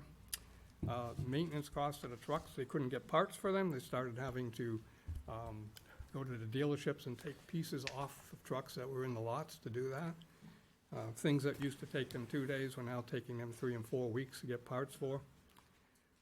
Supply line disruptions, they at one point were very close to having to shut down because they could not find diesel fuel additive, which is the trucks will not run without it. The list goes on. Delivery delays, cost increases at both their landfill to manage their landfill and their material resource facilities. All wages, personnel, fuel, et cetera, on that. And basically, those are, and they weren't any different than any other industry. They're basically any of the transportation type industries were running into that same situation. See, but Bob, here's the thing. He brought up the competitor, so I looked up Republic Services. They're at a 52-week high at $146. They have a $46 billion market cap, $10 million in revenue. Their revenues are up 21%. Their net income is up 12%. I understand, and I understand what you're saying and what we're sort of in a position of that we don't have a whole lot of choices. Mm-hmm. It's a tough pill to swallow when these guys are making money, more money than they were making before COVID. Well, I think the other thing, So it's a tough pill to swallow. Yeah, Mr. Chairman, the other thing that was illustrated by Bob too is that we're a pretty important client of theirs. So, you know, that's really what that told me, more than anything, is that, you know, again, I just caution us to not be afraid, you know. This is just something that we need to talk about and really look at some competition and see what they're gonna offer us. So, very important. Thank you, John. I have a couple of questions. And first, I'm just going to say. Sorry to interrupt you. Sorry, please proceed. Okay. That's fine. It's a conversation. I agree that we need to look at other companies. So how often, my questions are, how often do we go out to bid for this? When was the last time we did it? And is a lot of this based on the weight in what they're collecting, how much weight we deliver to them, not necessarily the pickups? Are we being charged per house pickup or by the amount that they're dumping in their site? And then I guess, you know, with the growth of this town, new buildings being added, where's our plan? Where's our plan to deal with this trash? A, the drop-off center, and B, the pickup service. Where is our 5, 10, 20-year plan as we grow? What are we doing to be proactive so that we don't get caught like this? Those are my questions, and I'd like to hear what you have to say. Thank you. So I think, again, Bob So was, the answer part of your question is, that's why we signed a 10-year contract with them. It's so that we weren't in this position. But part of what they're trying to explain to us is the marketplace has changed. And what they're trying to, listen, it's not that I agree. The marketplace has changed, and if you go to Republic Services, what they're sort of telling us is if we're paying $1 with Waste Management, we're gonna pay $2 with Republic Service if we go out to bid. So there's only two, John? There's only two companies in the state of New Hampshire that pick up? There's 3 or 4, and I can assure you that their pricing is gonna be higher. So we did them a solid by signing a 10-year contract, and then they turned around and bit the hand that fed them over 10 years quite comfortably. Is that what I agree with Joe. We should not be so nice. Renegotiated again for the 3% annual increase. But I'm talking about the future. We need to be No, better. I'm saying that has happened after we executed that contract. So let me ask you guys a question. We did this a couple of years ago. How much does it cost per household for trash? It was around $280 a Yeah. couple of years ago. Yeah. So $280 your tax bill paid for your trash and recycling pickup. That was a couple of years ago. What is it now? Right now, it would be $16.40 a month, times that by 12, per household. So I'm looking at $210. Correct. under $4 a week. Yeah, well, about $3.78. So if I went to private cart service, I'd be looking at $30 a month, $40 a month Correct. per house, if We- people had to go to private service. Mr. Chairman, we ran the number for the worst case at the end of this contract with the proposed solution, if you will. That, and it would be $20 a month at the end of fiscal year '26 with these increases that town manager has explained. $20 a month, or translated to $4.61 a week. Less than $1 a week difference. You know, and I understand the numbers and everything, I just don't like the way it's being done. I guess at least that's my point of view. So it is by household that we get charged, not by weight. Is that correct? It's both, Counselor. It's both. There's a separate charge. There's a separate charge. I'm sorry. No, that's okay. There's a separate charge for the collection and the transportation of the materials. And then there's another charge for the tonnage, the actual weight of the materials. And that's in that $20 a month? Is the All of average that. of it? Recycling and trash, collection, transportation, and disposal, $20 a month. And that's for residents and for the dumpsters is $20? Correct. Any residents, whether they're the curbside carts or whether they're the dumpsters. So then, clarifying question, if I may. So if it's a 10-family unit and they have a dumpster, Right. it would be 20 times 10 is what you're averaging, correct? If there were 10 residential units, Okay, yes. thank you, Yeah. thank you. We did that analysis, as you know, a few years ago to just see where we were with that. Right. And Mr. Chairman, you're right. If you went to a private hauler, it's substantially more than that.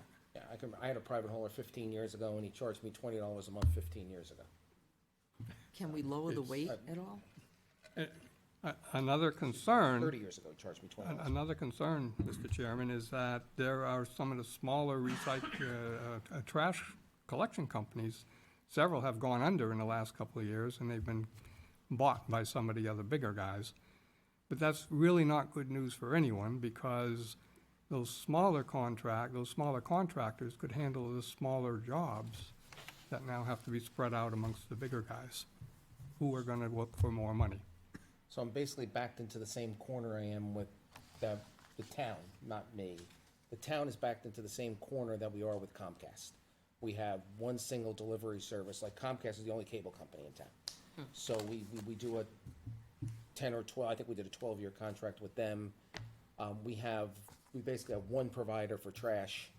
And in your opinion, both of you, in your opinions, is that if we went out to bid, we would be looking at something significantly higher. Absolutely. And to answer your questions, Deb, this was originally bid, Bob, back in 2016, Yeah. right? So that's when, it was originally bid back in 2016, Okay, okay? It will be rebid when the end of this contract. okay,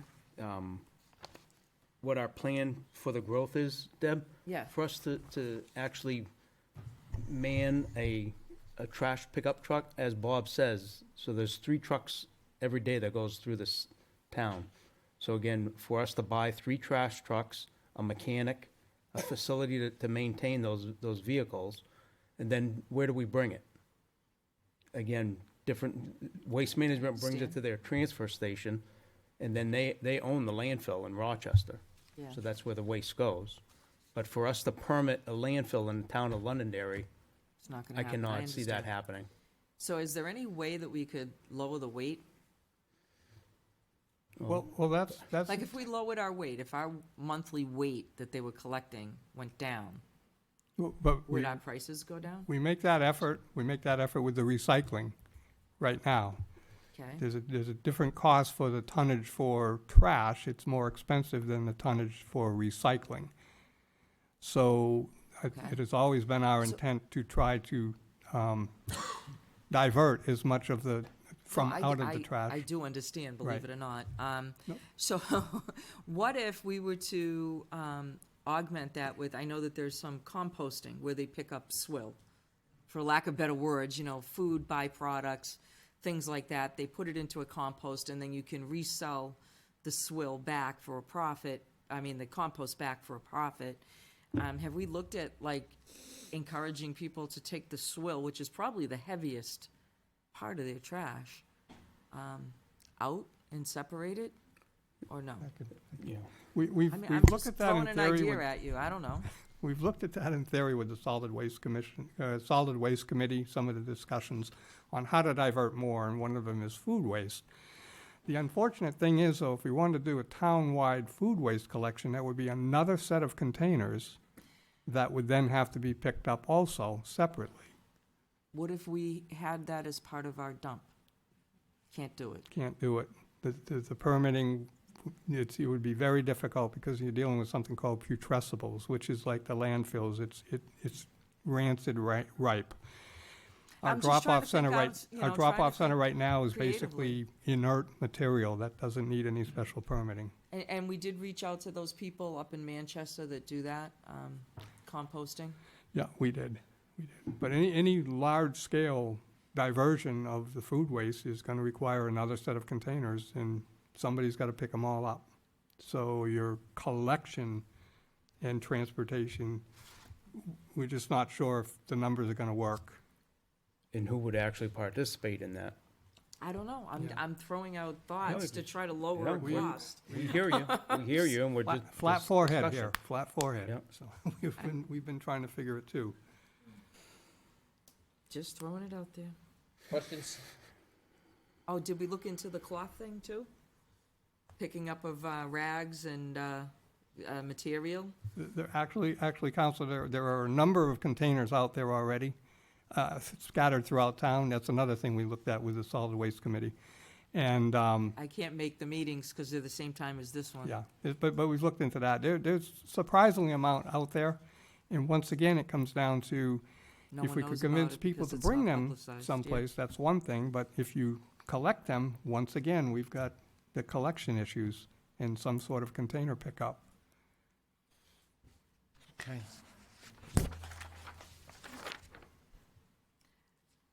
I got one more thought. Go ahead.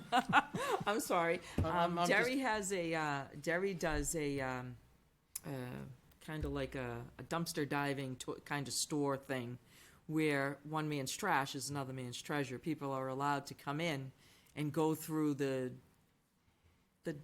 bins and take out things and pay to take it out.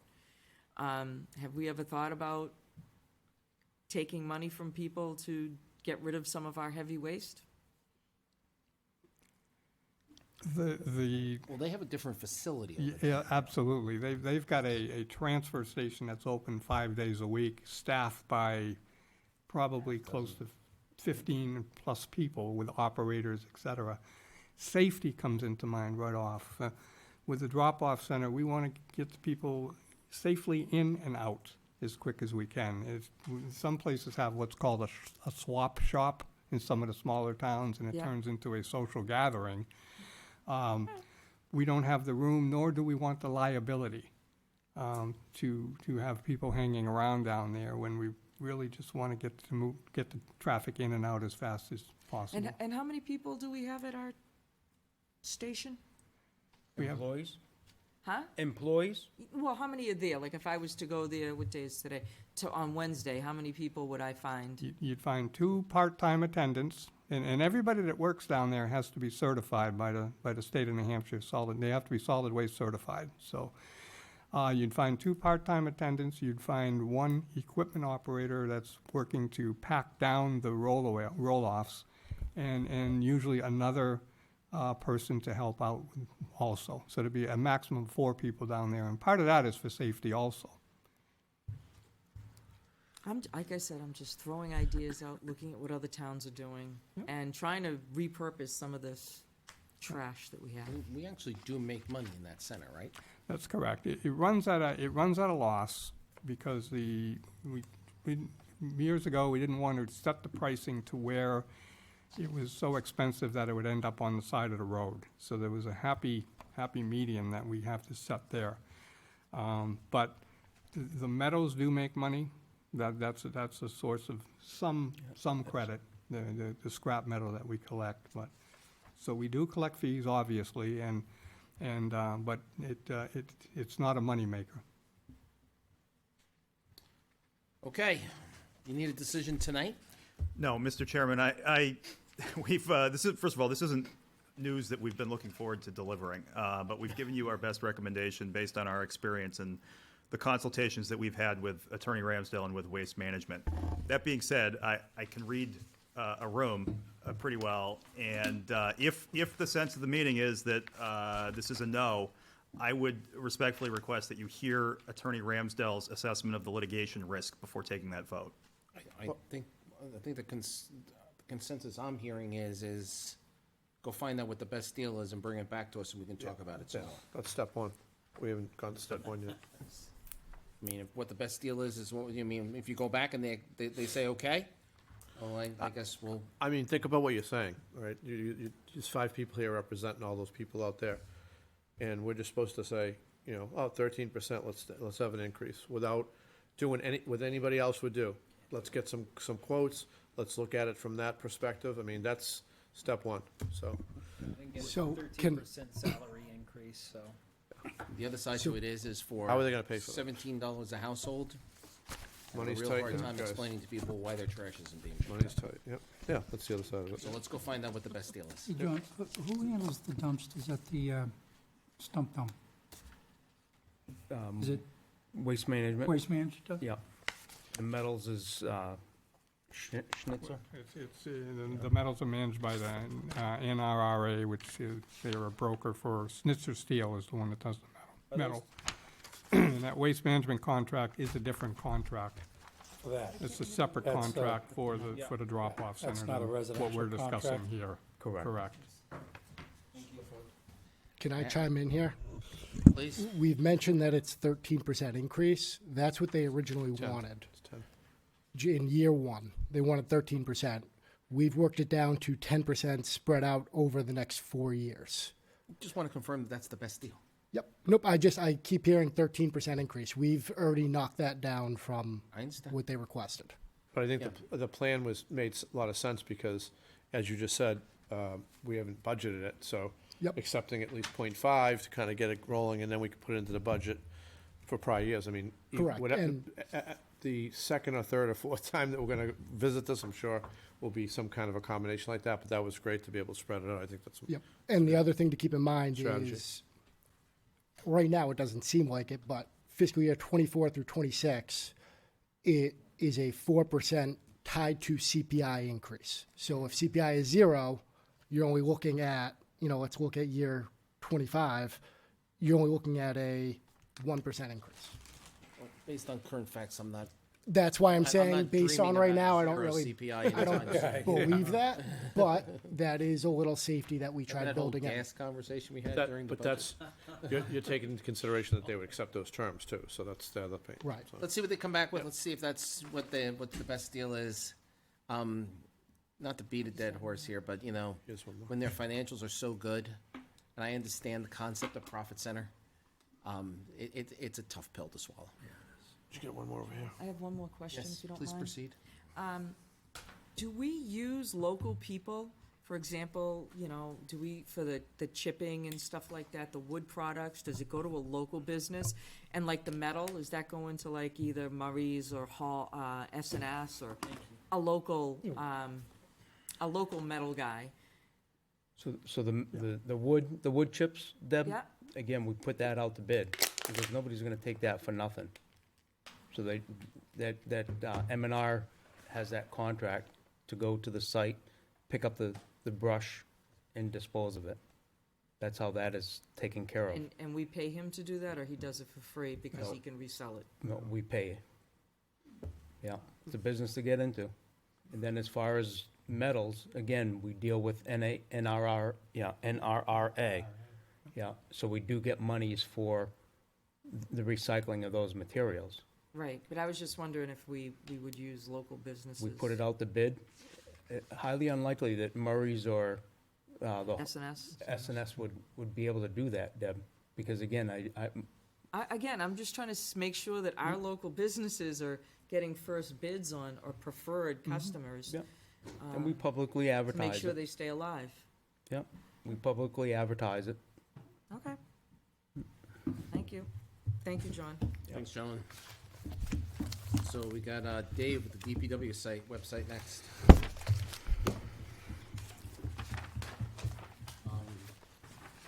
We're gonna skip over number 9 tonight. That's, It's late. Fine with me. yeah, I'm gonna table that till the next meeting. Hi, Dave. Good evening. Dave Wally, Director of Public Works Municipal Facilities. Try and be brief. I know you got a long agenda ahead of you still and yet to go, but essentially, on April 6th, the town manager gave us a little bit of direction after discussion with the board about updating our websites and making sure that pertinent information is out there and illustrating what our departments do across the town. With that direction, we had a kickoff meeting on May 3rd with staff to go ahead and look at what we have on the site and also try to also clarify how the new structure is working with Division of Public Work, Department of Public Works, and adding on municipal facilities to that and streamlining engineering and environmental services. And we had several meetings over the last several months, presented that to the town manager in early August. And on the 8th of last week, we actually made it public.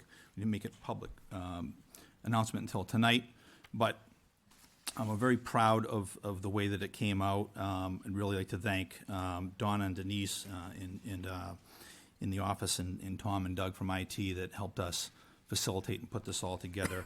We all worked together very well collaboratively in looking at what information we wanted out there, some frequently asked questions. So I just encourage you to check out the new site and look at it. All the different divisions are broken out, and we could have had a tutorial going here tonight, but in the interest of time, I just encourage you to take a look at it, and then if you have any comments or feedback that you'd like to send back, and we'd like to really make sure that we're going to be using it more actively, and there are a lot of things that are coming up with winter and things of that nature that we plan to publicize on the website as well. So that's Any it. questions for Dave? Can we send those comments to you? Sure. Okay. Okay, Dave, while you're still here. Yep. Let's go ahead and take care of the order you have for us. Absolutely. So I have Order 2215. Actually, the number that was provided me was 15, but I believe it ended up being 16. Yep. Is the way that it was written Change up here? after the fact, yeah. So my description said 15, but the actual order is 16. And this is for $3,922.68. That's correct. With the severe heat that we've had and been experiencing, we had an unfortunate circumstance happen to the air conditioning unit over at Central Fire Station. Due to some dirt, dust, and pollen and whatnot being built up on the housing of the compressor and whatnot, it resulted in a failure. And unfortunately, with some of the parts that were backlogged and whatnot, it took us a couple weeks to even get those parts in. We utilized the contractor that did the install when the building was built, as their availability and familiarity with the system was perhaps best at the time. And it being an emergency when it was 90-plus degree heat, and this area of the building that it services are the bunkhouses. So for the firefighters to sleep in 84 degrees at night was not too pleasant for them to recharge for the job that they do. Provided a backup of the invoice as well. Materials and parts total $2,313.93. Sent along an itemized copy of the invoice too. Hopefully you all got that. Initially I had just a lump total, but the itemization is there. And then labor for this job over the 2 weeks that it took to fix it was $1,608.75 for a total of $39,22.68. Questions? Yeah, question. Dave, it's relatively a new unit, when you think about it. So I'm a little discouraged about that. A couple of things. Where is that unit located? Is it indoors, outdoors? No, and it's is on, it covered? it's on the exterior of the building, on the north side, Sergeant Road side. And is it covered? Well, it's covered in the type of elements? housing that's typical for it. You don't typically enclose those because you want them to breathe and you don't want. I'm talking about something, a lean-to coming off the building. No, it doesn't have anything Okay. like that, no. Maintenance on that. What is the maintenance procedure for that? So the facility, or the HVAC for the fire department overall, right now does not have a maintenance contract. And so that is something that we have to have a larger discussion about moving forward. Obviously, everything needs maintenance. It's a sophisticated system and facility, and so we're now entertaining the idea of maintenance contract, perhaps even, globally for the town, so that we don't have all these various vendors all over the place, and that's something that we're gonna have to work on going forward. And also find places to appropriate and fund for that as well. So there's gonna be some larger discussion coming up about maintenance contracts. Where do we pay for them? Do we want them paying out of each individual department? Do we think that's something that should come out of the maintenance trust fund? So those types of budgetary decisions are something that's gonna be upcoming with this next budget process. Okay. Thank you. You're welcome. Anything else? I'll accept a motion to approve Order 2022-16. So moved. Second. All those in favor, signify by saying aye. Aye. Chair votes affirmative, and that's approved. I'm going to table Resolution 22. Thank you, Dave. Thank you. I'm going to table Resolution 2022-14 with an update to the policy of harassment and reporting procedures. I had a discussion with the town attorney, and I understand he had a discussion with the HR director, and I think this was supposed to be pulled.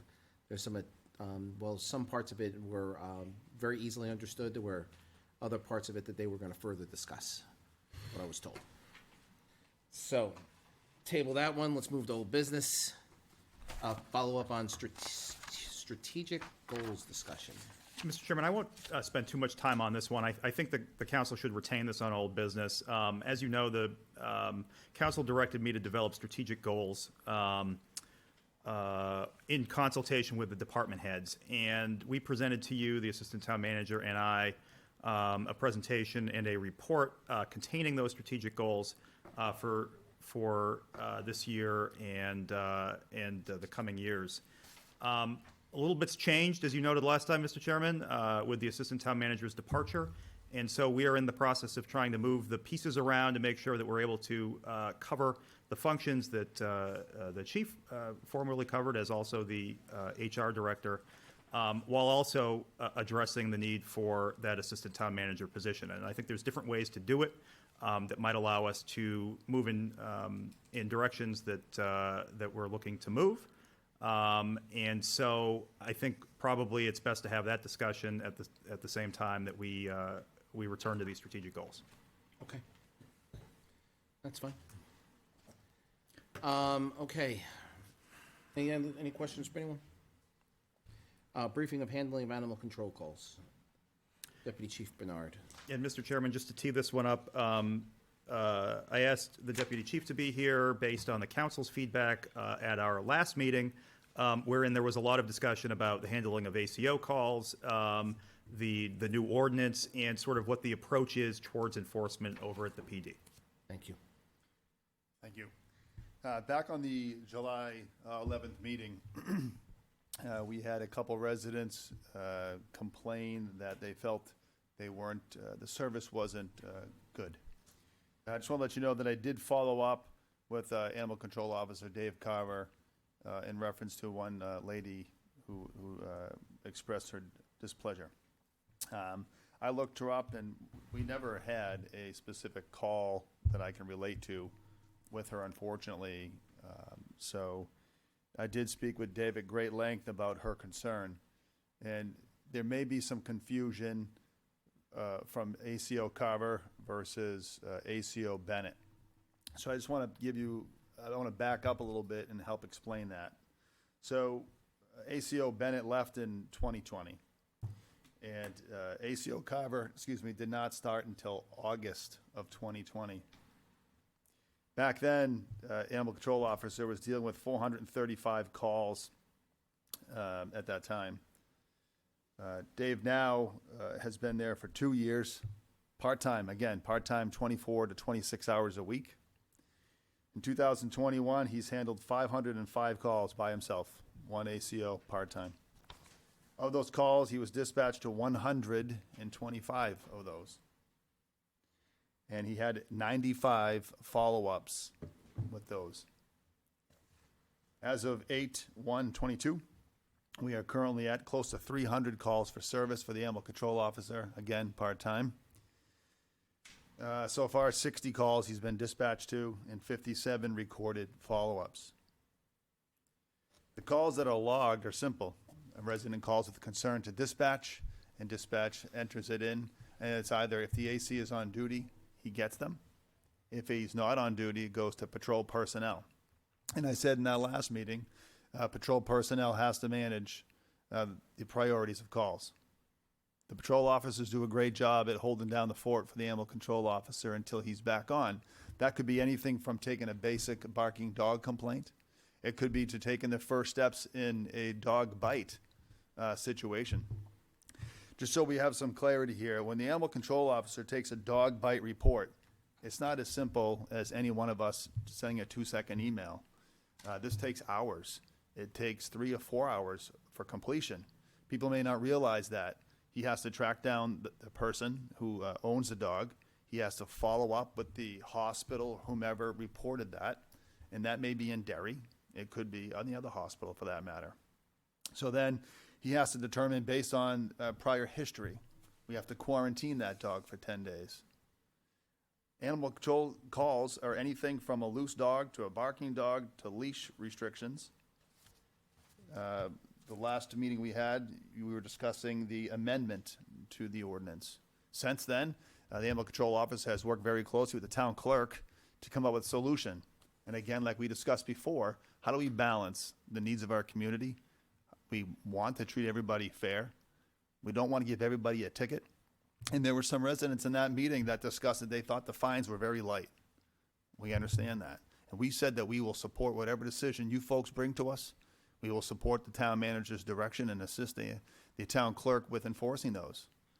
The unregistered dogs, believe this or not, there was like 5,600, and we're down to only 160-ish who have not registered their dogs yet. So in the downtime, if there is such a thing in a part-time animal control officer's job, he needs to drive to these residents' homes, inform them that they are in violation, go back if they're not there and follow up, write a little synopsis about that. He has to maintain and clean 6 stalls out back every time we take a dog in. That's a runaway or a stray or abandoned. He needs to desanitize or sanitize those areas all the time. He has to go out, pick up food and supplies for his position to take care of those animals that are in need. And those things don't just happen in a short 3 to 4 hour window. This is something that he has to do for 3 days a week when he's in our department, serving our community, 3 days a week. I do believe that our animal control officer does an outstanding job. And I really honestly stand here today and believe that the past displeasure that a few residents have had was from our former animal control officer. As the town manager pointed out the last time, when citizens don't feel they were treated correctly by any one of our officers, they call us, file a complaint. We will take care of it. We will look into it. I have not had one, not one, in 2 years as the operation commander, and Dave Carver falls within my bureau.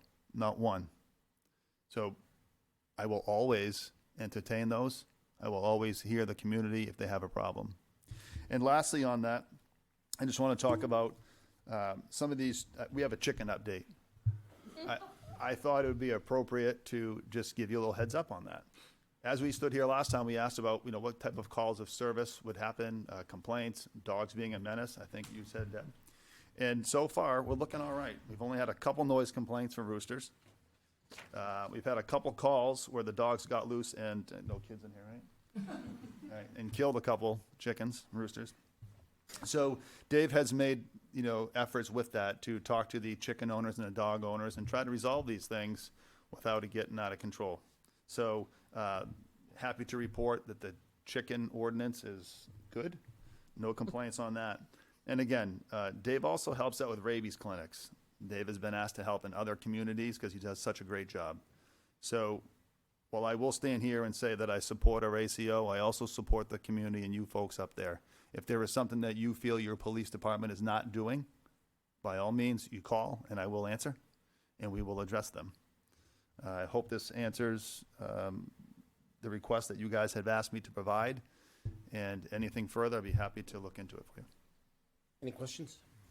I have not a question, but thank you. Do you guys work with the Greater Derry Humane Society for dog food and caring of a dog over, like just say the winter, right? Instead of putting them in the pen, work with, because I know the Derry Police works with them, and I was just thinking it might save him some time and a few dollars in food and whatever. Great question, Deb. Our animal control facility out back is very good. It's if you guys recall, when that building was put in place, there's very nice kennels in there. Oh, okay. They have heat. There's a door that Dave can open, and the dogs can come in and out as they please. Okay. He cleans the area where the dogs relieve themselves out back. They're in the shelter in the winter, and they don't go out. But just to make you feel better about this, even when Dave is not here and he leaves after his 3 days a week, if we have a dog in custody, as we would call it, if we're housing someone's dog or a dog's been naughty, we have so many animal lovers in that police department that they go out back and check on this thing. It doesn't matter if it's 3 a.m. Okay. People will go back there and take care of those dogs. So it is a great question. And then he holds them for his period of time in which he needs to. But most of the time, people don't go long without missing their dog, and they come down and get them. All right. Well, and I still think we should have a relationship with, just to help find owners, because a dog could wander from Derry to Londonderry very easily. Absolutely. That's all. Sir. Good job. Jim? So like a good book, I was reading what you were saying. Are you foreshadowing an increase in budget for that position? Sir, not at all. And I'm not up here trying to put that in anybody's head at this moment. I just wanted you folks to realize, and which I know that you do, but a lot of our community may not know that. So I want to emphasize the 3 days a week. There is enough work there for a full-time person. We are very aware, as people have made reference tonight, about a recession. We're not going to ask community to give us anything more than they already have. Hear you loud and clear. We will manage with what we have. We will be responsible in that. So no, I will not be coming back for more ACO personnel. Didn't mean to put you on stage there, but I know. It's all good, sir. Thank you so much. You're very welcome. Anything else? Thank you. Thank you. Thanks, Kim. Forest Hills abatement update. Hi, Steve. I lost my notes, now I have nothing to say, so. Okay, Okay, next, next one is, next item, number 4. discussion of possession tax payment. You knew that was too good to be true. Mr. Chairman, members of the council, good evening. Thank you for having me. I have just a brief update, as brief as I can, on the Forest Hills abatement and assessments Must be good because they're not here. for 2020. Good observation. Thank you. Oh, thank you, sir. Okay, so as we all recall, the 65 units of 55-plus detached condominiums known as Forest Hills of Londonderry had expressed a lot of concerns raised in the abatement process. There were 39 abatements that had been filed for 2021.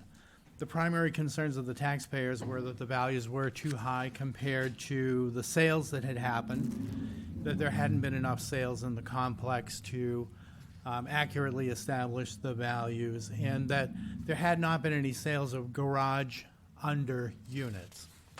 Most of the units there have garages that are at grade level, but there are several that have garages under, and there's a distinctly different value for those, as the target for these properties are people who are looking towards having a single level of living area, including a garage space.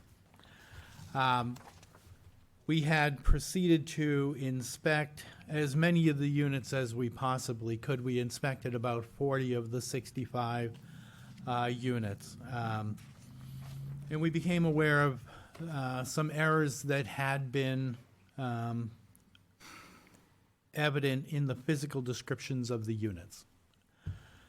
Those errors were caused both by a data conversion from the prior CAMA system, as well as the missing adjustment for that garage under type unit.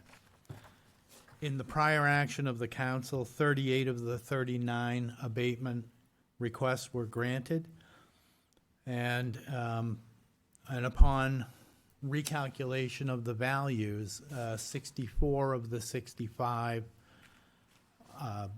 properties, which are all listed on that spreadsheet, have had an adjustment to the 2022 assessed value, which will be reflected in the final notice of tax in December. The one unit in the complex that increased slightly by $6,600 was due to some additional features that had not been known prior to the inspection of the unit. And that was the same unit that received no abatement in the process. So of all of the units, there was about a $2 million reduction in the assessed value of the aggregate of all of the assessments. About $1.6 million of that reduction was reflected in the abatements that had been granted. So for the other units, there was an additional $400,000 reduction. Overall, the largest change was a 30% reduction in some of those garage under units. The median change was at about 5%, and the average change was about 7%. I think that we have established a very fair, albeit imperfect, set of values for this process. Doesn't provide any pathway for perfection, but we think that we have a very accurate description of each of the units, and that accurate description has led to a much more reliable set of values. Any questions? Oh, yeah. I do. So we fixed Forest Hills, and that's wonderful. But my question is, did this happen throughout the town? Did you do a spot sampling and cross data to make sure, just making sure that this mistake didn't happen everywhere else in the town, without having to depend on people to have to check it themselves. A lot of people don't understand it. And I guess you answered my question. The first one was, how did we figure out that this happened? And how are we fixing it moving forward? And you had answered both of those questions. So to me, the only question left is, how do we know this didn't happen throughout the town? And did you do some sort of crosshatch study, data collection, sampling to see if everything else was okay? Sure. So it's a great question. We proceed to inspect 20% of all of the properties every year. And so we're out there right now, this week, inspecting properties in and out every week to make sure that there aren't those kinds of errors. However, there's also a randomization of sale properties that occur so that we examine the results of the analysis between an assessed value and its selling price. And so if there are those kinds of inconsistencies, that's where it will first become apparent. So we're watching that very carefully too. So we have two ways to try and cover for that. Interestingly, with the issue of the garage under units, prior to April 1st of 2021, which was the date of value, there had not been any sales of those garage under units, but in the fall of last year, there were 2 sales. And we would have noticed that inconsistency because those prices had sold far less than where our assessed values were. So the process that we have in place would have detected it, but these taxpayers did a great job of representing the issue to us. Thank you. Anyone else? Thank you, Steve. And I'm going to beg your indulgence for just a moment because you had assigned me another task, which I've completed, which is to better describe the process of requesting an elderly or disabled tax deferral. Thank you. And so I prepared some information to go on our website. We'll be putting it up in the next week or so. And I have a packet here for you. Thank you. Thank you. And very briefly, this, along with the application, which is already online on our website, will help a person apply for an elderly or disabled tax deferral. There is a worksheet that's attached to this as well, and the worksheet will be included on the website. The worksheet is going to help us to identify people who may be at jeopardy of losing their home or may have an undue hardship of meeting the burden of taxation.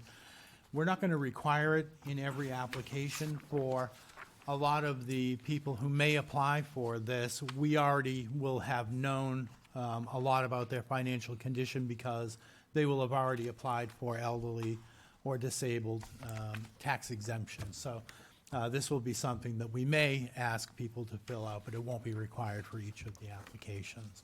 Do you think we could mail this to people with their tax bills or something that might, especially certain ones that, like, I don't know how hard this is, but I would assume it's pretty easy if it's in Excel to sort, by people who are behind or, who you've seen, so that they could get this. Because not everybody goes on the website to look or has access to a computer. We assume they do, but they don't.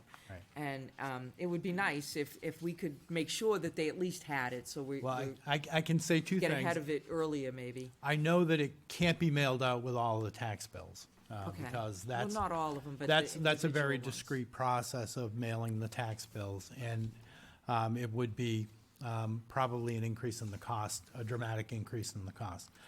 However, I will work directly with the collector, and for anyone who is identified as being behind, A risk. we can certainly help them find the information either on the website or. If this is mailed directly to, situations like that, could that be viewed as discriminatory or? Well, what we would do is, there's no demand or need to approach this process. However, it's an opportunity for someone to better deal with delinquency of taxes if they would qualify. That's why I think I'll work with the collector. She often knows a lot of details about people who may be behind and may benefit from this kind of program. Yeah. Right. Get them before they get too deep. Yeah. Jim, I know you're going to go through this, but you mentioned a few minutes ago that it was on the website, so is there any way for just an education where exactly it would be? So for people that are listening, because I'm looking at it right now, it's not obviously apparent, so I was just wondering if you knew off the top of your head. He hasn't put it on it. So, Okay. so this hasn't been posted yet. Okay. I wanted to give you a chance to Where see do it you, before. where do you guys think that it might be? I mean, because It will be on the assessor's homepage. Great. on- Yes, that's good, excellent. Mr. Chairman, Thank you. Yes. I make a suggestion, maybe we look at talking to the senior center director and maybe have some type of seminar or some type of informational session up there. Good idea. And that's an excellent idea. The timing of that kind of a session will be most beneficial after the final notice of tax goes out, the December tax bill. And I'll be happy to reach out and make that kind of a presentation there. That'd be Thank great, you. thank you. Seems the form is fairly self-explanatory. So in Asks for terms a lot of, of detailed information. in terms of mailing this out, not to jump on Steve with it, we mail out each half of the year about 10,670 bills plus. Obviously, that amount, we're not able to do in-house, so we outsource it to a vendor who sends it. So picking and choosing which ones get it would be very cost prohibitive and difficult for them to actually be able to process and send it to the correct people. Just so you're aware. We often have conversations with people who might benefit from this program because while they are applying for an elderly or disability exemption, they may be concerned that even the balance is too much for them to be able to afford. So we point out the processes that are available, and this one is should be the first line of defense for people who are concerned that they may be in jeopardy of losing their house or being forced out of their house. Good. Mr. Chairman? Yes. Just one more comment. I just want to personally thank you because I know I pushed you really hard on this one and challenged you to come up with something. Thank you because I know I shared with you some of the calls and some of the people that actually came in and saw me and, on behalf of the council, as one member, thank you for really digging into it because we need these type of things. It's my pleasure. Thank you for the motivation. Yep, thank you. All set? Thanks, Steve. Okay, thank you. Thank you. Next item, discussion of processing of tax payments. I don't see Allison, so I'm guessing it's you. That would be May. Alrighty, so at the last meeting, as you're aware, we had a resident come in and express his concern regarding the tax bill payments. As I mentioned previously, we issue about 10,671 is what I had as a number, tax bills on June 6th with a due date of July 6th. As we know, that's not the only thing the clerks do during that time frame. The week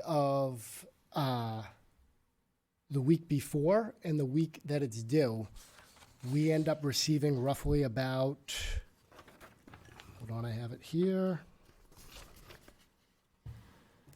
$24,801,370 in tax payments in just those 2 weeks alone, which, just going by numbers, is about 5,604 tax bills. Obviously, there's going to be a little delay.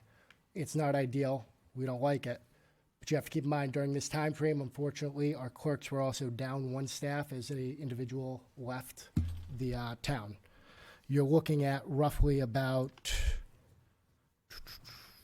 it is 4 full-time and 1 part-time at that time. This gives the department roughly about 38 labor hours per day. From June 6th through July 8th, we collected approximately $41 million that was processed and sent to the bank. One of the concerns that was also brought up was, what do we do with the money? We want to get interest. We want to do all this. On July 8th, we sent 22 million, over 22 million to better interest-bearing accounts to try and work to attain more interest to hopefully lower the tax rate come tax rate setting time. Currently, the estimated revenue back in March was 60,000 for interest revenue. Based on my early calculations for July, the numbers haven't been fully reconciled yet, but I'm looking at 19,000 in July alone. So I'm expecting to be able to increase that number come tax rate setting time, which will then lower the tax rate, hopefully. In addition to that, the next week, we also collected a significant amount, and an additional 5.6 million was sent, again, to better interest-bearing bank accounts that we have. Now, Justin, during that period of time, it's also a year-end closeout, right? It is. So there are a number of statutory reports that have to be completed and processed through that office at the same time. Correct. June 30th is essentially half of the day is shut down because they have to have the numbers down for the MS-61 to be submitted to the state by September. Any numbers that influence that end up messing with the MS-61, so they have to shut it down at some point. In addition to that, just going by July 8th,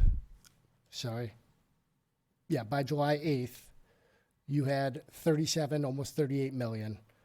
That's about 8,571 bills that they processed. Motor vehicles during that time, they processed about 3,702 for about 765,000. This isn't including the sewer bills, any liens that they receive payments for, dogs, marriage, any vitals, anything of that nature. It's about 357 tax bills per day and about 155 vehicles per day. From July 11th through the 15th, so the week immediately following that week, which is the week after the bill is due on July 6th, they processed $6.4 million. That brings the total amount processed from June 6th through July 15th to about 44.3 million, or about 95.4% of all the tax bills.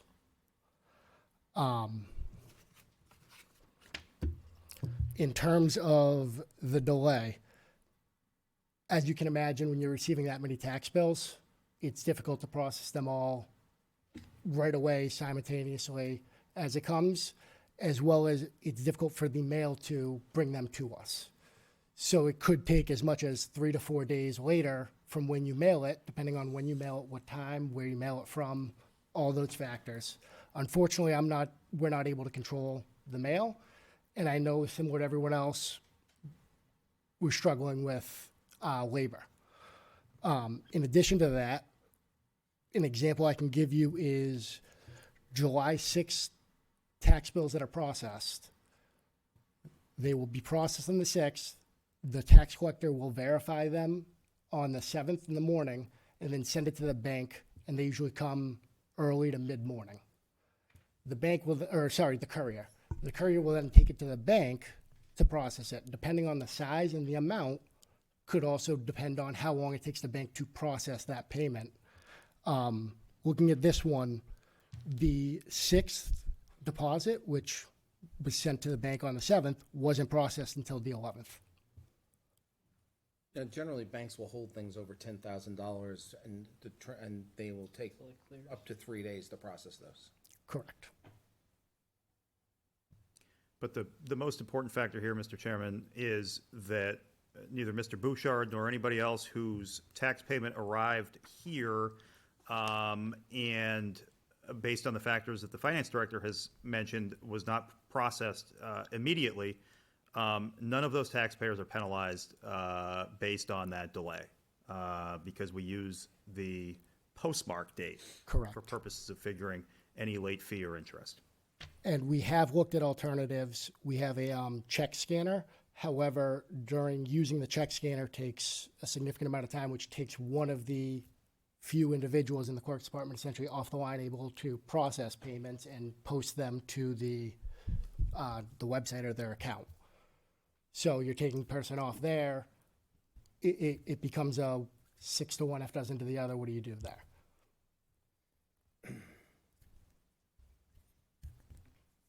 Are there any questions regarding any of this? I think what you said to us, though, I mean, it'd be very highly unusual for a check not to be cleared after 30 days, right?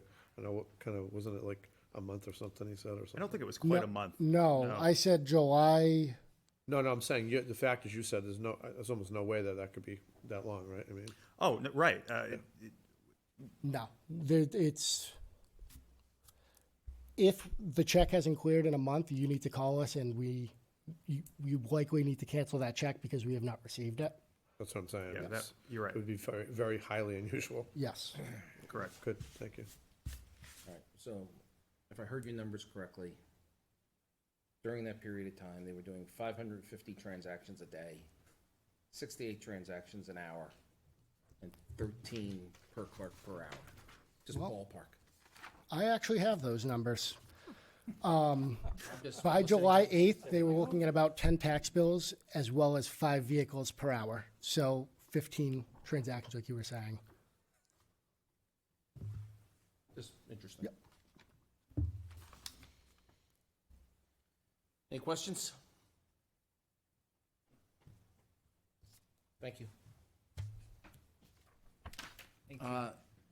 Next item, PFA update. Interestingly, I got a letter this week being inside the dissent decree saying that, from the state, saying that Golder Associates has been assigned and that people inside the dissent decree have received letters. I can verify that I did receive a letter and that they will be running the program and going to the people inside the dissent decree, installing point of entry systems. I mean, that's just the letter I got 2 or 3 days ago. That's exactly right. So at the end of June, St. Gobain submitted to the state, and the state approved St. Gobain's plan to address PFAS contamination within the consent decree area for those residences for which there is not already a plan. And so residents like yourself, Mr. Chairman, are going to be receiving notifications from St. Gobain. And again, just to be really clear for everybody who's in the audience or watching on TV, we're talking about within the consent decree area only. St. Gobain has now said how they intend to address PFAS with respect to every address in that area. Many are point of entry treatment systems. There are actually many water line extensions that are proposed within the consent decree area. And so what we are working on actually mapping that all out so that we can wrap our heads around it as we work through these issues, and so that the public can look at it and understand it in a way that's useful. As far as the update is concerned, Mr. Chairman, that's a big piece of it. I wanted to note that I participated in, and you were there, Mr. Chairman, Councilor Paul was there, a roundtable discussion with Congressman Chris Pappas, the DES Commissioner, to discuss some of these issues. It's clear that this has their attention, that they're hearing from constituents about it, and that they're working on it quite a bit. They offered their assistance. We offered our perspective in terms of where we need to go. As I've indicated in the recent past, we've received from the state the final report, which details what a town water system might look like, and we are working with DES to try to schedule a public informational so that we can break that information down for everybody in town. The rebate program has launched. It is on the DES website. The rebate program, as a reminder, is a program that will reimburse you for, if you are outside the consent decree area, installing a POET or connecting to a municipal water source. And that's $5,000 and $10,000 respectively. If you need to talk to DES about that, you can find information on the website, or you can reach out to us if you don't use the internet or need some help getting access to that information. And lastly, we are at a stage in our work where we are working with an attorney. We are working towards getting some consulting assistance from an engineering consultant. But we are unfortunately at that stage of the negotiations where we can't talk about everything that we're doing behind the scenes. And that, as you know, Mr. Chairman, it goes part and parcel with the attorney-client privilege and wanting to preserve our room to maneuver here. Suffice it to say, we are working every day on this, behind the scenes, with good qualified people, and we are trying to strike the best deal for the people of Londonderry. That is the PFAS update, and I'm happy to take any questions that the council has. It is and it isn't. I know that Mr. Dolan has had some issues health-wise, and he was appointed by us to sit on a water board that represents the health issues that are being brought up, and unfortunately, he has not been able to attend any of the meetings since December, and I am hoping that we can reappoint somebody else who can attend these monthly meetings to make sure that Londonderry is heard, because the cancer rate is very, very, very high in the town of Londonderry, and this is a very important water board for us to participate in. Right now, Ron Dunn is the only one, I believe, who is going on a monthly basis. I have not been able to. I go sporadically now, but I really think we need to have another person on this board. Thank you. Perhaps you can contact State Representative Dolan and check in on his status. I'd be happy to. Okay, anything else? Not for me on that item, Mr. Chairman. All right, I'll accept a motion to approve the minutes for July 11th, 2022 as in our packet. So moved. Second. All those in favor, signify by saying aye. Aye. Chair votes affirmative. Minutes are passed. I'll accept a motion to approve the following. Appointment of Brian Battaglia as a full-time member, 4-year term on the Southern New Hampshire Planning Commission, and Jeff Penta as a alternate member for a 1-year term on the Southern New Hampshire Planning Commission. So moved. Second. All those in favor, signify by saying aye. Aye. Chair votes affirmative. Mr. Chairman, one more item to be cleaned up. At the last meeting, Lee Jeffers was appointed to a full-time seat on the Heritage Committee. Based on the information that staff supplied to the council at the time, turns out there was no full-time seat that was open. It was a part-time seat, an alternate seat, I'm sorry. And I would just ask the council to clarify that he was in fact appointed to an alternate seat. I'll accept a motion to amend the prior motion from the July 11th meeting to nominate gentleman's name's Lee Jeffers. Lee Jeffers to the alternate seat on the Heritage Commission versus the full-time seat. So moved, Mr. Chairman. Second. All those in favor, signify by saying aye. Aye. Chair votes affirmative. Liaison reports. Anything to report? I attended the Senior Affairs Committee meeting, and we are continuing to plan our, actually, we have a booth at Old Home Day, which is gonna be really good, and also continue to plan our expo. And thanks for the support from the council and Mike for working really, really hard at this process and trying to make it a reality. I know we still have to post on our website, and if we could put something like really blatant on the front page, that'd be really good. Yep. So that we could get the applications for the expo in, and I think we'll have a car in the parade this year, and so really trying to inform folks of what's available out there to help them kind of live through the challenge of getting older, I guess. So, more to come. Okay. Okay, so Old Home Day is this weekend. So, council, we are in the parade. Remember, they closed the road at 9:30, quarter to 10, so you won't be able to get back down into the area. Need to be at the middle school no later than 10:15 if you're going to participate in the parade. We come down to the reviewing stand. The reviewing stand has been moved to the opposite side of the town common. And what was discussed is that, again, for security issues, we've made a number of adjustments around the common to make sure that the area that is, whether it be a lot of residences, is well protected and secured. You'll also notice that the parade route will be well attended by security as well. So we are taking all the precautions we need to take going into the world as it presents to us today. There is senior senior dinner. If you would like to participate in serving that or anything, that starts around 5 o'clock. You have the concerts on the Common, in which we're bracing for what we think may be up to 1,000 people for this on Wednesday night. Battle of the Bands Thursday night, fireworks Friday night, parade Saturday, and the festivities on the Common. Everything is out on the websites. I saw the booth map out today, so let's have a good week. Drought update. I went through Wyndham today and I saw they moved to level 2. That's right, Mr. Chairman. All of Londonderry tonight is in severe drought status, and so there's two different options that the council can undertake. One would be to do nothing. We could move to level 2, and if the council is concerned enough, we could move to level 3, which is a complete restriction on lawn watering. So let's remind us what level 2 is. Yes, so level 2 is lawn watering by odd-numbered addresses is allowed on Mondays and Thursdays, even-numbered addresses Tuesdays and Fridays, and only